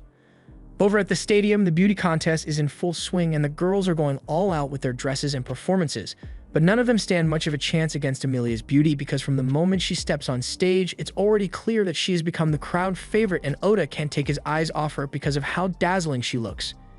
At this point, most were expecting Emilia to be declared the winner of the beauty pageant, but there is one contestant left, and that's Letty. After her name is called, she walks up to the center of the stage with her cloak on, but she stops for a moment and places down a few magic stones before doing again elsewhere. This has the crowds confused, but a moment later she takes off her cloak, revealing her real outfit and an amazing light show to go with her performance. The fans love Letty's performance so much that her name shoots up the leaderboards, and she ends up tying with Emilia for first place. After the contest is over, everyone gathers outside, and Letty is a little disappointed that she only managed to tie with Emilia, even though she went the extra mile with her light show. But Oda says it's not an unexpected outcome since Emilia is exceptionally beautiful. Letty admits that Emilia is really pretty, but she is determined to beat her next time, so she asks Emilia if she's willing to compete again next year. Emilia says she'd be happy to as long as Oda is okay with it. But just then, Knight interrupts and asks Letty if she should really be drawing this much attention to herself, because at this rate, her father might get upset. Letty says she doesn't care because she got into an argument with her dad and ran away from home, which is why she is here, and Knight kind of figured that was the case. Oda wonders why Knight seems so concerned about Letty's father, so he asks her who Letty really is, and she explains that she is the daughter of the Demon Lord, which comes as a shock to everyone present. Meanwhile, this entire time, Graham has been keeping track of the group through his network of security cameras, and he thinks it's finally time to make his move. His bodyguard asks him if he wants them to go handle it, but he doesn't think this is worth dispatching his best men yet, so he just orders for an increase in surveillance because he plans to secure and deliver the package that the demons failed to obtain despite the intel he sold them. Back with the group, Letty shows everyone her stat screen to put their minds at ease, and her stats are absolutely insane. Though, since she's a high-level demon, it shouldn't be that surprising. A few minutes later, Crow and Jill return to tell everyone they found an inn with enough rooms for all of them, and when they see Letty with the group, they ask if she'd like to stay with them as well. Letty appreciates the offer, but she plans to camp out because she knows that most people would be uncomfortable sleeping in the same building as a demon. In that case, Emilia says they can meet back up tomorrow for the beauty contest awards ceremony, but Oda wonders why the awards ceremony is being delayed till tomorrow. Once they arrive at the inn, Tsukasa explains that the preparation for the awards weren't completed in time, so the organizers had to postpone the ceremony. Oda is thankful for the explanation, but he asks why Tsukasa knows so much about the beauty contest awards ceremony, and Tsukasa informs him that he actually entered the contest in the men's division and won first place, so he will be receiving an award tomorrow as well. Emilia asks if the award is going to be some special kind of food, and Tsukasa isn't sure about that, but he offers to let Emilia have his if it does turn out to be food. That aside, it's getting late, so everyone decides to go take a bath so they can go to sleep, and Emilia asks Oda if he'd like to bathe with her, but he says men aren't allowed in the women's baths, so that's not going to happen. Crow then asks to make sure Oda hasn't forgotten about their little discussion earlier, and he says he's going to think about it, but for now, he needs a little more time. Emilia can see that Oda clearly has a lot on his mind right now, so she drags him over to the bed and apologizes ahead of time for what she's about to do. He hasn't been getting much sleep lately, so she casts a forced sleep spell on him, and he passes out immediately. She then heads out to confront Crow and tells him he can't force Oda to do something he doesn't want to do, but Crow says he has no intention of forcing him. All he did was ask for a favor, and the decision on whether to go through with it or not is entirely up to him. Besides, he's going to cross that line eventually, and in all likelihood, his desire to protect Emilia is probably going to be what pushes him over the edge. Crow then walks away, and Emilia is left with a lot to think about because she wonders if Oda would really sacrifice his ideals just to protect her. The next morning, Emilia and the others meet up with Letty to go to the awards ceremony, but Letty notices that Oda isn't with them, so she asks what happened to him, and Emilia explains that he is still asleep. She wasn't expecting him to sleep this long when she cast that spell, but he was really exhausted at the time, so she thought it would be a good idea to let him sleep in today. Meanwhile, Oda's classmates are busy preparing themselves for battle because they are pretty sure the traffickers are going to attack during the ceremony, but they still haven't told Emilia about it. And they are actually glad Oda isn't here, since if he knew about the traffickers, he would likely deal with them on his own without giving them a chance to prove themselves. They'd all plan to keep their guards up, but I kid you not, they walk right into an old abandoned building, and only when they are standing in the middle of the empty room do they even question the suspicious location. Unsurprisingly, a group of masked men emerges from the shadows and demands that Emilia come with them because Graham wants to see her. But Emilia already knows all about what Graham did to Crow's sister and the slave ring he operates, so she refuses. The assailant draw their weapons and tell Emilia she doesn't have a choice, and as they are about to attack, Oda's classmates prepare to fight back. But before they could do anything, Emilia casts several gravity spheres and pins all the attackers to the ground in an instant. She then walks over to one of them and demands to know what Graham intended to do with her, and since she's threatening to crush the attacker into paste, he cracks and reveals that Graham has been secretly kidnapping all the winners of the past beauty contests and selling them on the black market. Emilia is enraged when she hears this, so she is about to squish the attacker once and for all, but before she could do so, Letty suddenly stops her. She understands that the attackers are bad people, but she doesn't think it's right to kill them. Emilia points out that the attackers drew their weapons first, and Letty understands that, but these guys were just following orders and they probably have their own stories or circumstances, so unless it's absolutely necessary for them to die, she won't let anyone be killed in front of her. Later on, Oda is having a chat with Jill and asks him how he knows Crow, so he explains that a long time ago, Crow used to accept disciples, and one of those disciples was Jill's mother, but she ended up not being able to handle the training, so she lost her mind. At the time, Jill didn't have anyone else to take care of him, so Crow took him in. He doesn't hold any resentment towards Crow for what happened to his mother since it was her choice to undergo the training, and Crow is a good person who has helped many people, including Oda. Jill knows about the request Crow made, and whether Oda chooses to go through with it or not, Jill tells him he should know that despite how healthy Crow looks, he doesn't have much time left as things stand, so Oda should make his decision soon. Just then, Knight returns to Oda with a status update on the investigation he asked her to do. She explains that she found out that there was a surveillance device planted under orders of Graham, and the purpose was to keep track of the contest winners, which in this case includes Emilia. Hearing that, Oda realizes that he might have to do something about Graham after all, and a little while later the others return to the inn. Since they are all here, he asks Emilia, Asakina, Tsukasa, and Crow to come with him to the back room because he has something he needs to discuss, and Asakina asks if this means he plans to go with them after all. But before he answers that, he asks Asahina and Tsukasa if it's true that they only suggested participating in the beauty contests because they suspect that the winners were being targeted. Tsukasa admits that they wanted to prove their worth by stopping the kidnapping from happening, but in the end, they didn't really get to do much since Emilia handled it on her own. Oda says he already knew what they were capable of, so they didn't need to prove themselves to him. But before he decides whether he's going to join them from here on out, he has to make sure Graham can never target Emilia again. Crow is happy to hear that Oda wants to take care of Graham, so he tells him that he will find Graham in Uruk City, where he is currently acting as the guildmaster of the Adventurers Guild. He adds that if Oda fulfills his request from him, he will be able to personally guide him through the Demon Continent, and he's sure his expertise will come in handy over there. Since Oda is going to be heading to Uruk, Jill offers to take the rest of the hero party and wait for him on the outskirts of the Demon Territory so they can meet up there. He pulls out a map and asks where exactly they'd like to meet, and Asakina points to a spot on the map that he thinks would work well, but Crow immediately objects to the idea. The others don't understand why he is so against it, but then Jill recalls that Crow's mother lives around there, and he probably doesn't want to see her. Oda is a bit confused by this since earlier Jill said Crow doesn't have much time left due to his old age, but somehow his mother is still alive, and Jill tells him it's a bit of a long story. Crow suggests they should meet up at a different location where one of his old party's safe houses is located, and everyone agrees with him, so they begin preparing for their journey.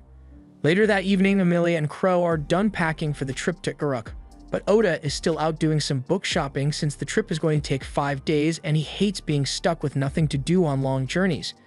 Anyway, since Amelia has a chance to talk with Crow in private right now, she tells him there are 2 things she'd like to say to him. One, she asked him to stop putting his burdens on Oda's shoulders, but Crow says he simply made a request, and whether Oda thinks of it as a burden or not isn't his problem.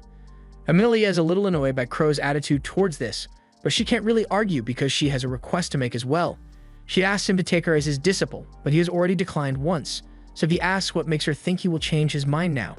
Amelia pleads with him to reconsider because she is being targeted, and she doesn't want to become the reason that Oda is forced to do something he doesn't want to do. Crow can see that Amelia is serious about this, and he does know that she is stronger than the average person, so as long as she doesn't break like his other disciples, it might be worth training her after all. Amelia promises that she won't crack under pressure, so Crow agrees to train her, and a little while later, Oda returns, so it is time for them to leave.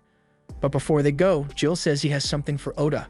Back when Oda grabbed the stuff that Saren had prepared for him, he forgot a small bag in the chair, and while Jill has no idea what might be in there, if Saren wanted to give it to Oda, then it must be important.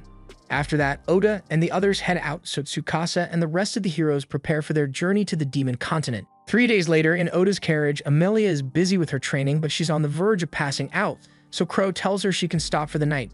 Amelia thanks him for the break and immediately goes to sleep to rest as much as she can before tomorrow morning, and Oda has never seen her so tired before. Crow tells him that it's actually quite impressive that Amelia has managed to make it this far in just 3 days, because most of his former disciples would have given up by day 2, but he expects no less from the famous elf princess. The technique that Crow recreated from the first hero allows him to instantly generate a counter spell to negate any magic just by observing it, and it is incredibly difficult to master because as a requirement, you need to learn an ancient language where each letter contains magic that can drive a person insane. The only reason Amelia has been able to handle this much is because she crafted a comprehension skill to lighten the burden on her mind, but no ordinary person would be able to do that. Oda asks how Crow was able to learn the spell and if it's so difficult, but he says he just had a lot of time to work on it. Most beast folk live for twice as long as humans do, but Crow's case is a little different because his mother happened to take a weird drug while she was pregnant with him, so he has already lived twice as long as he was supposed to. Living longer may sound like a good deal, but by this point, Crow just wants it all to end, and the only thing keeping him alive is the fact that he still hasn't gotten revenge for his sister yet. Oda can't say he understands Crow's plight since as a human he is probably only going to live for around 100 years, but he can tell that it's been rough for him. Meanwhile, Night is out in the city collecting as much intel as she can, but while she's taking a break on one of the rooftops, she notices that Laddie is sitting nearby. As soon as Laddie spots her, she excitedly runs over to Night and asks what she's doing out here by herself. Night nervously explains that she was sent to gather information for Oda, and Laddie thinks that sounds like a lot of fun, so she asks to join in since she's got nothing better to do and Night can't exactly say no to her. The next morning, Oda's group arrives in the city of Uruk, and Crow says he's going to arrange their lodging, so in the meantime, Oda and Amelia can do some sightseeing together. Oda likes the idea of spending quality time with Amelia, but he really doesn't know his way around the city, so he's worried that he might end up getting lost like Zoro. Crow says he already thought of that, which is why he contacted Laia and asked her to come over to be their guide. She should be here in less than an hour, so Crow asks Oda and Amelia to wait for her at the central fountain plaza. He then walks off to go handle his business, and since it will be a while before Leah shows up, Oda suggests that they should treat this as a proper date. As they head to the fountain, they stop at a bunch of the food stalls, and Oda tells Amelia she can get whatever she wants as a reward for working so hard on studying ancient magic on the way here. A little while later, they arrive at the fountain, and shortly after, Laia excitedly runs over to greet them. She says she is really happy to see them again and informs them that everyone at the castle is eagerly awaiting their arrival. Oda is shocked to hear that and asks why, so Laia explains that her foster father, King Igzim, heard that Princess Amelia was visiting his kingdom, so he prepared a banquet in her honor.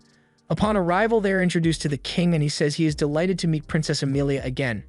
He says the banquet will be ready soon, but before that, he wants to thank her for saving Laia back in the dungeon. Amelia says there's no need to thank her since the whole situation started because she was kidnapped, and the ones who really saved Laia were Oda and Crow. In that case, The king says he will have to thank Crow later, and Oda thinks it's funny that the king didn't even bother thanking him even though he's standing right here. But just then, the king addresses him directly and says he has a request to make.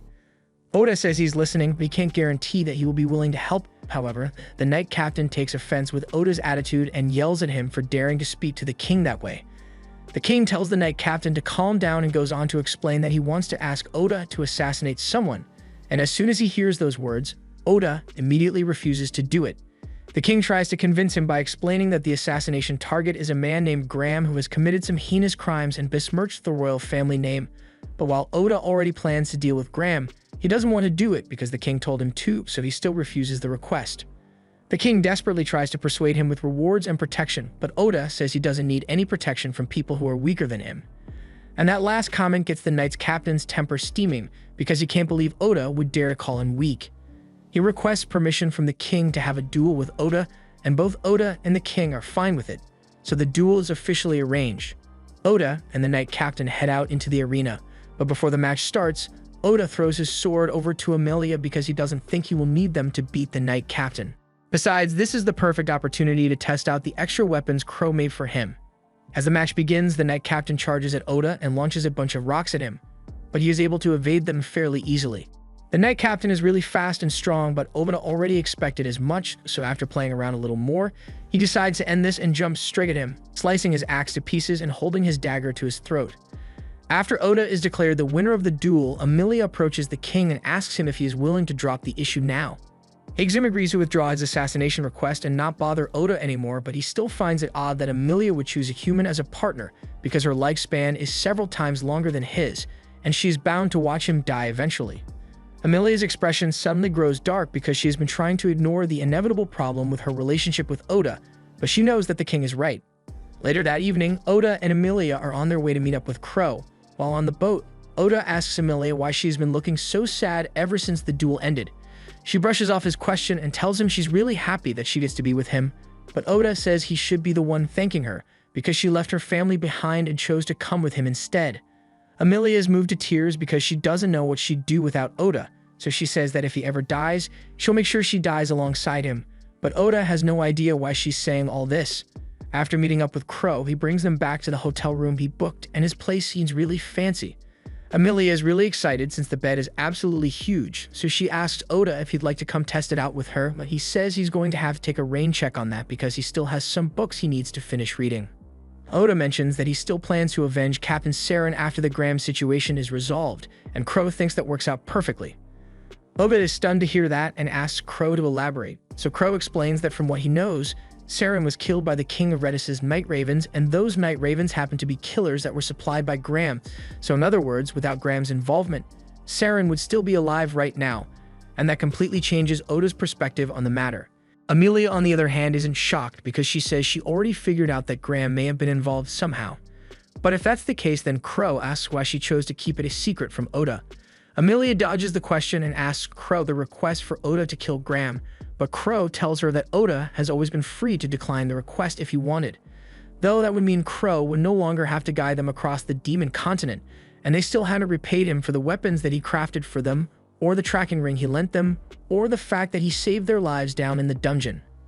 Emilia cuts him off and tells him he's said enough because she understands that they owe him a lot, but even so, she doesn't want Oda to be forced to do something that goes against his morals. However, Oda now cuts her off and says this is a decision he has to make on his own. If what Crow said is true, then Graham is part of the reason that Saren died, and on top of that, he is also currently targeting Emilia, so it makes sense to kill him before he can cause any more harm. Crow also informs Oda that the assassination squad owned by Graham is immensely powerful thanks to a drug he creates. This drug can forcibly draw out the latent potential of a soldier, but it also strips away at their ego, turning them into nothing more than mindless puppets. Graham can also mass-produce soldiers like these, making him a terrifying force to deal with, and one of his biggest customers is the demons, where he provides them with information and does some of their dirty work in exchange for rare materials that can only be found on the Demon Continent. With each passing day, Graham becomes more influential and dangerous, so Crow tells Oda that if he's going to take Graham down, then it would be best to do it sooner rather than later. Oda knows Crow is right, but there's still a lot to think about, so he decides to go get some rest to clear his mind before making any decisions.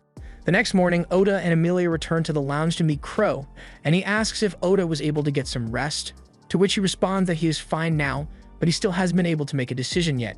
Just then, there's a knock at the door and Leia comes in looking very apologetic. She came to say she's sorry for the way her father treated them earlier because she had no idea he would try to offload his dirty work onto Oda. Crow is intrigued since this is the first he is hearing of this, but Oda simply explains that the king tried to hire him to kill Graham as well, though he declined the offer. It makes sense to Crow since if Graham's crimes were exposed, it would destroy the royal family's authority, but if they attempted to stop him and failed, it would also reveal their weakness. So the king probably decided it would be better to use a disposable pawn like Oda instead. Oda admits that the king really did annoy him, but he doesn't blame Leia for it, so there's no need for her to apologize. That said, Leia still wants to make it up to him and Emilia, so she offers to show them around town again, and Crow said it would be a good idea to take her up on the offer since getting some fresh air would be great. Oda agrees with him, so he tells Leia that they'd love to accompany her again, and she's elated to hear that. But before they leave, she turns to Crow and asks him if he would like to come along as well. During the outing, Leia explains that the city is famous for its tourist attractions, so there's still a lot to see and do. She suggests they start with a tour, then after lunch they can stroll down Main Street for some shopping, and then they can end the day off by stopping at a theater. Oda and Emilia start talking to each other about what they would like to have for lunch, and in the meantime, Leia walks closer to Crow and tells him she's happy that he decided to come along after all because it really made her happy. Emilia takes one look at how Leia is acting around Crow, and she immediately realizes what's going on, so she suggests that the group should split up. Leia is a bit concerned because she is worried that Oda and Emilia might still be upset about what happened at the castle, but Emilia assures her that isn't the case. She says she just wants to spend some alone time with Oda. Leia still doesn't seem convinced, but Crow chimes in and says those two probably have some private business to discuss, so he suggests they can all meet back up at the fountain by sunset so they can watch the play together. Leia eventually agrees since she likes the idea of getting to spend alone time with Crow, so they go their separate ways. Once Crow and Leia are gone, Oda asks Emilia why she did that, and she explains that she noticed that Leia likes Crow in a romantic sense, so she wanted to give her a chance to talk to Crow alone. Oda had no idea that Leia had such feelings, but he thinks it's a little weird since he remembers Crow mentioning that he has known Leia since she was a baby. He was even the one who named her, but Emilia insists that it's not actually that bad because beastfolk have lifespans that are longer than normal, so age really is just a number to them. But playing matchmaker wasn't the only reason she has to split up. She also has something she needs to talk to Oda about. She tells Oda that he doesn't need to accept Crow's request because she's sure they'll be able to make it through the Demon Continent on their own without him, and as for the money they owe, they'll figure something out. The reason she's so hesitant about the idea of Oda killing is because she remembers what Laddie said about even bad guys having a story, so they have no right to claim their lives. Meanwhile, speaking of Laddie, she is still following Knight around because she has nowhere in particular she wants to go, she just doesn't want to be around her dad anymore. Knight always knew Laddie and her dad didn't get along well, but she had no idea that things could escalate to this point, and she still has no idea why Laddie chose to run away. They eventually come across a small inn, and Laddie is curious about it. So Meg explains that adventurers and merchants often stay in places like these when traveling between cities. Laddie also notices that there are a lot of horses in the stable over there, so Meg informs her that there's a system where carriages can swap out their horses for new ones here to save time.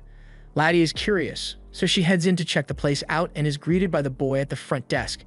He tells her that the food isn't ready yet, but he's got bread and alcohol available to serve, so Laddie orders some bread. While she's eating, the boy assumes she must be an adventurer heading to Uruk, so he warns her that she should be careful over there because the guild master, some dude named Graham, loves handing out shady transport jobs to adventurers and nobody knows exactly what he's sending to the kingdom of Redis, but it can't be good. Meanwhile, over in Uruk, Oda tells Emilia that he understands the point she is trying to make, but he has already decided to avenge Saram long before he met her, and killing Graham would also mean he can't come after her anymore. Emilia assures Oda that he doesn't need to worry about her safety because she will become strong enough to take care of herself, but be that as it may, Oda also doesn't want to abandon Crow. He has spent decades unable to exact his revenge, and the guilt has been eating away at him non-stop, so Oda would like to help him. Meanwhile, on Crow and Leia's end, he is currently leading Leia to an unknown location, and no matter how much she asks, he says he won't tell her where they are going until they get there. Leia goes along with it since she's just happy to spend time with him, but she's a little annoyed that he keeps hiding information from her, like how he refused to teach her his inversion spell. However, Crow tells her that the only reason he didn't teach her the spell is because he didn't want to risk breaking someone he cares about. A little while later, they arrive at the location and Leia is amazed to see a beautiful field of red flowers.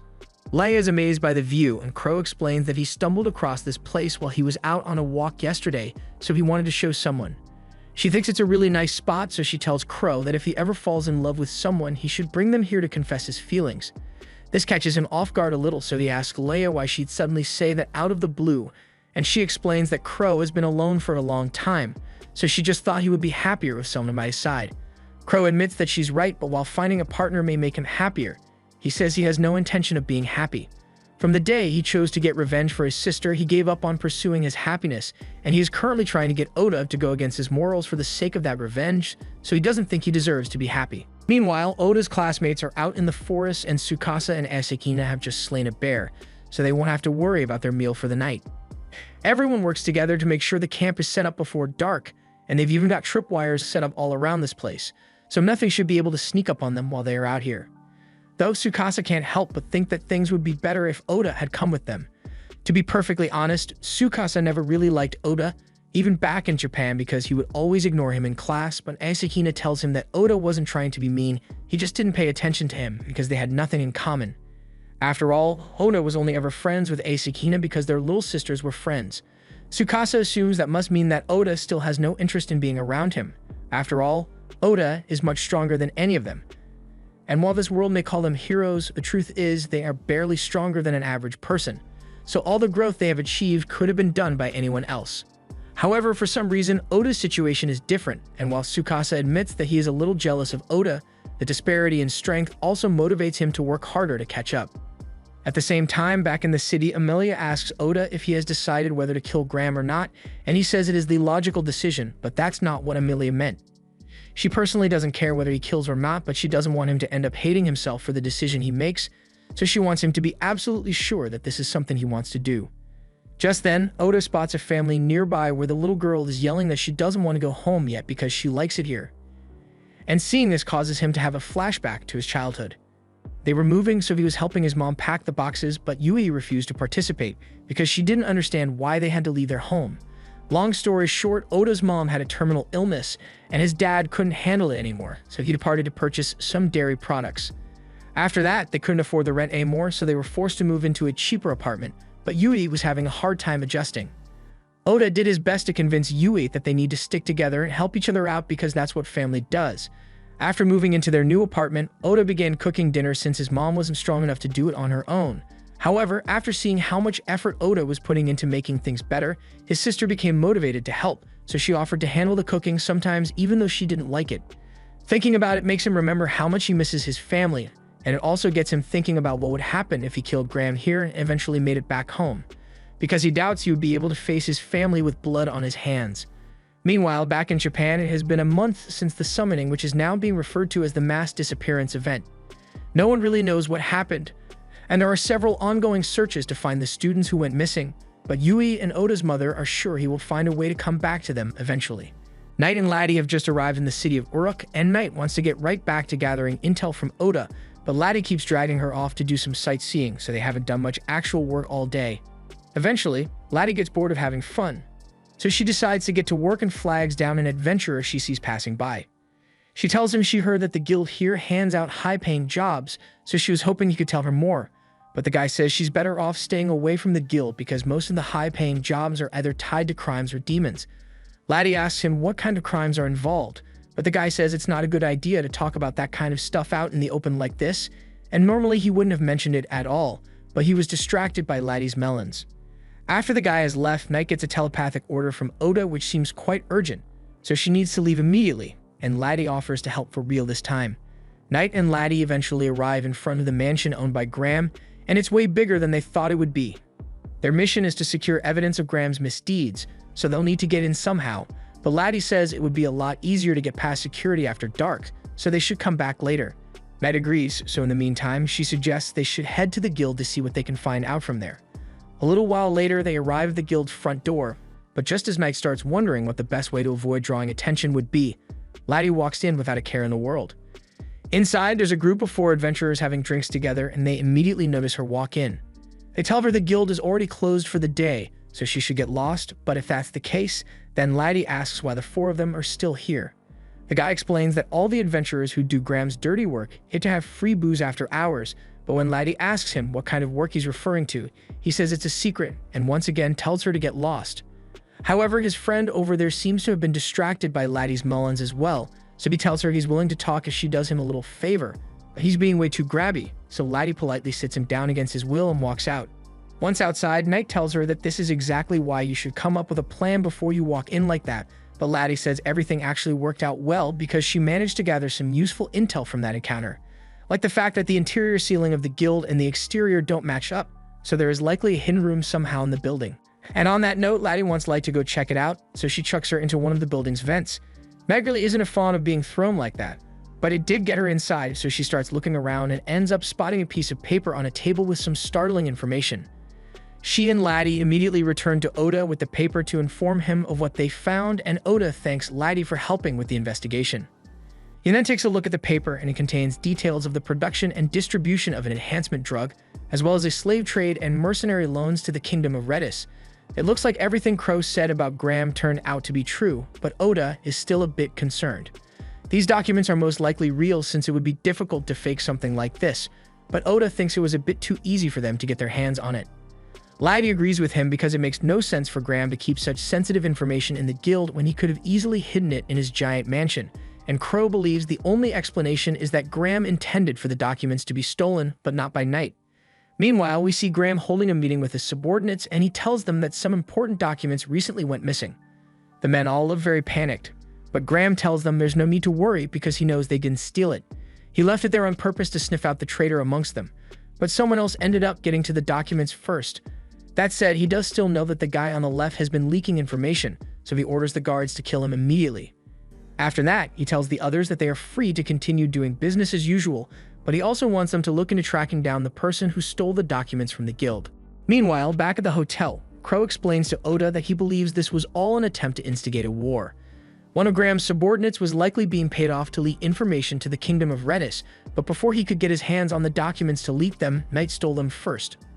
Oda asks why Redis would be trying to start a war, so Crow explains to him that the King of Redis wants to use the chaos to resurrect his dead wife. Emilia doesn't think that's possible since her resurrection spell only works within a few days of the person's death, but Crow says there's another spell called Equivalent Exchange, and it can apparently bring someone back from the dead with no limits on time of death, but it comes at the cost of countless lives, so starting a war is likely the most efficient way to claim those lives.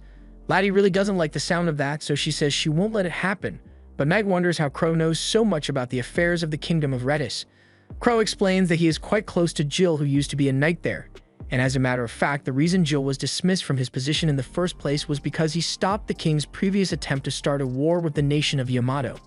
Oda is enraged after hearing all this, so he begins ripping up the documents to make sure the King of Redis doesn't get his excuse to start a war. However, Crow tells him that he's wasting his time because as long as Graham keeps trafficking people from Redis, more evidence will arise, and it will eventually reach Redis. Additionally, most of Oda's classmates are still in the royal palace, and once the war breaks out, they will likely be sent to the front lines, so they will be the first ones to die.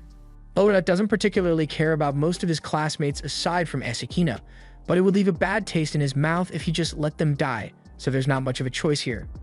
He knows if he takes Graham out, he can at least stop the war for now, but it's difficult for him to come to terms with that. Laddie can tell that things have become really tense for everyone, so to lighten the mood, she tells them that she recently found a restaurant which has a meat buffet promotion going on, and there's a bookstore nearby. She knows Emilia loves eating food and Oda loves to read, so she figured it would be a great way to get their minds off things, and Knight agreed. Oda thinks it would be good to take a little break, so they all head out, and he plans to head to the bookstore while Laddie and Emilia head to the restaurant for the buffet. While Oda is taking a look at a few of the books, a shady man next to him grabs his bag and runs off into the alleyways. Knight manages to get it back for him, but she's surprised that Oda would be absent-minded enough to let a scrub like that rob him. Oda says he just has a lot to think about, and Meg knows what's bothering him, so she asked if he'd like to talk about it. They both head to the fountain, and Oda tells her that he can't get what Laddie said out of his head. Laddie mentioned once that killing someone is like stealing their story, but killing Graham is the most logical choice here. And he is literally an assassin, so he's the best pick for the job. Though he hasn't actually killed anyone yet, so he's not really much of an assassin. Back in the dungeon, he couldn't even bring himself to kill the demon even though he was trying to kill him, so maybe he's not cut out for this. Knight tells him the most important thing is that he survived the battle, so it doesn't matter that he wasn't able to kill. Oda asks if she's just telling him this to make him feel better, but Knight says she genuinely means it. She doesn't want Oda to end up like she did in the past, because when you take a life, your heart begins to dry up, and the more lives you take, the less you feel. She hates the idea of Oda experiencing that, but at the same time, there are instances where you can't avoid striking down the enemy if it means protecting your loved ones. So in cases like this, there's no need for Oda to blame himself. Oda realizes that Knight is right, but he still finds himself hesitating to make up his mind, and he assumes that must be because he is weak. But on the contrary, Knight tells him he's the strongest person she knows. He is the one who gave her a chance to change for the better. And while she doesn't know why the Demon Lord changed his mind about meeting Oda, she is determined to stay by his side until the end. She's even willing to carry out the assassination in his place if he wants her to, but Oda says he's not cowardly enough to pawn his burden off on his familiar, so he's going to take care of this on his own. First, he plans to look into Graham personally to make sure he's someone who really deserves death, and after that, he will decide whether to go through with the assassination or not. To that end, Oda gathers the others and they all head to the guild together, but Emilia is a bit confused, since if Oda wants to find Graham, it would make more sense to head to his mansion. Oda tells her there's no way Graham would agree to meet with them, but since he owns the guild, he's likely to come here sooner or later. He plans to head inside and ask the staff what time Graham usually shows up so they can come back later, but Laddie is worried the people inside might recognize her since she was here recently, so she decides to wait outside. As soon as Oda and Emilia walk in, a guy at the counter notices them and says this is no place for kids, so he had better leave. Emilia tells the guy they don't have any business with him, they just want to know when the guild master will be here, but she was pretty rude about it. So the guy took offense and got up to teach her a lesson. He throws a punch, but Oda easily catches it, and he's about to throw a kick as well. But before things could become too heated, a woman in a wheelchair rolls out from the back and yells for Raul to stop causing trouble. She then rolls up to Oda and Emilia and apologizes to them for Raul's behavior, but after getting a good look at the two, she realizes that they are Princess Emilia and the Silent Assassin. Raul immediately realizes he messed up badly, so to make it up to them, he makes Emilia and Oda 2 cups of tea and sincerely apologizes for how they acted earlier.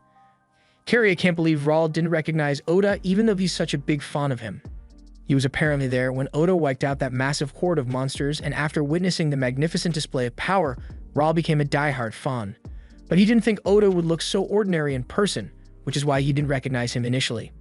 Carrie assures the two that Raul may be a bit of a hot-headed idiot, but he's not a bad person, so they shouldn't hold what happened against him. Raul then gets on the floor to apologize again and asks Oda if he would consider making him his apprentice, but Oda says he doesn't accept apprentices, so he's wasting his time. Just then, Oda hears the front door open and he has a good idea of who it might be. There are cameras set up all throughout the room, so Graham has likely been spying on them from the moment they stepped inside, and he seems particularly interested in Emilia, so he turns towards her to introduce himself and his giant forehead. This was the end of episode 11. Subscribe to not miss the next part.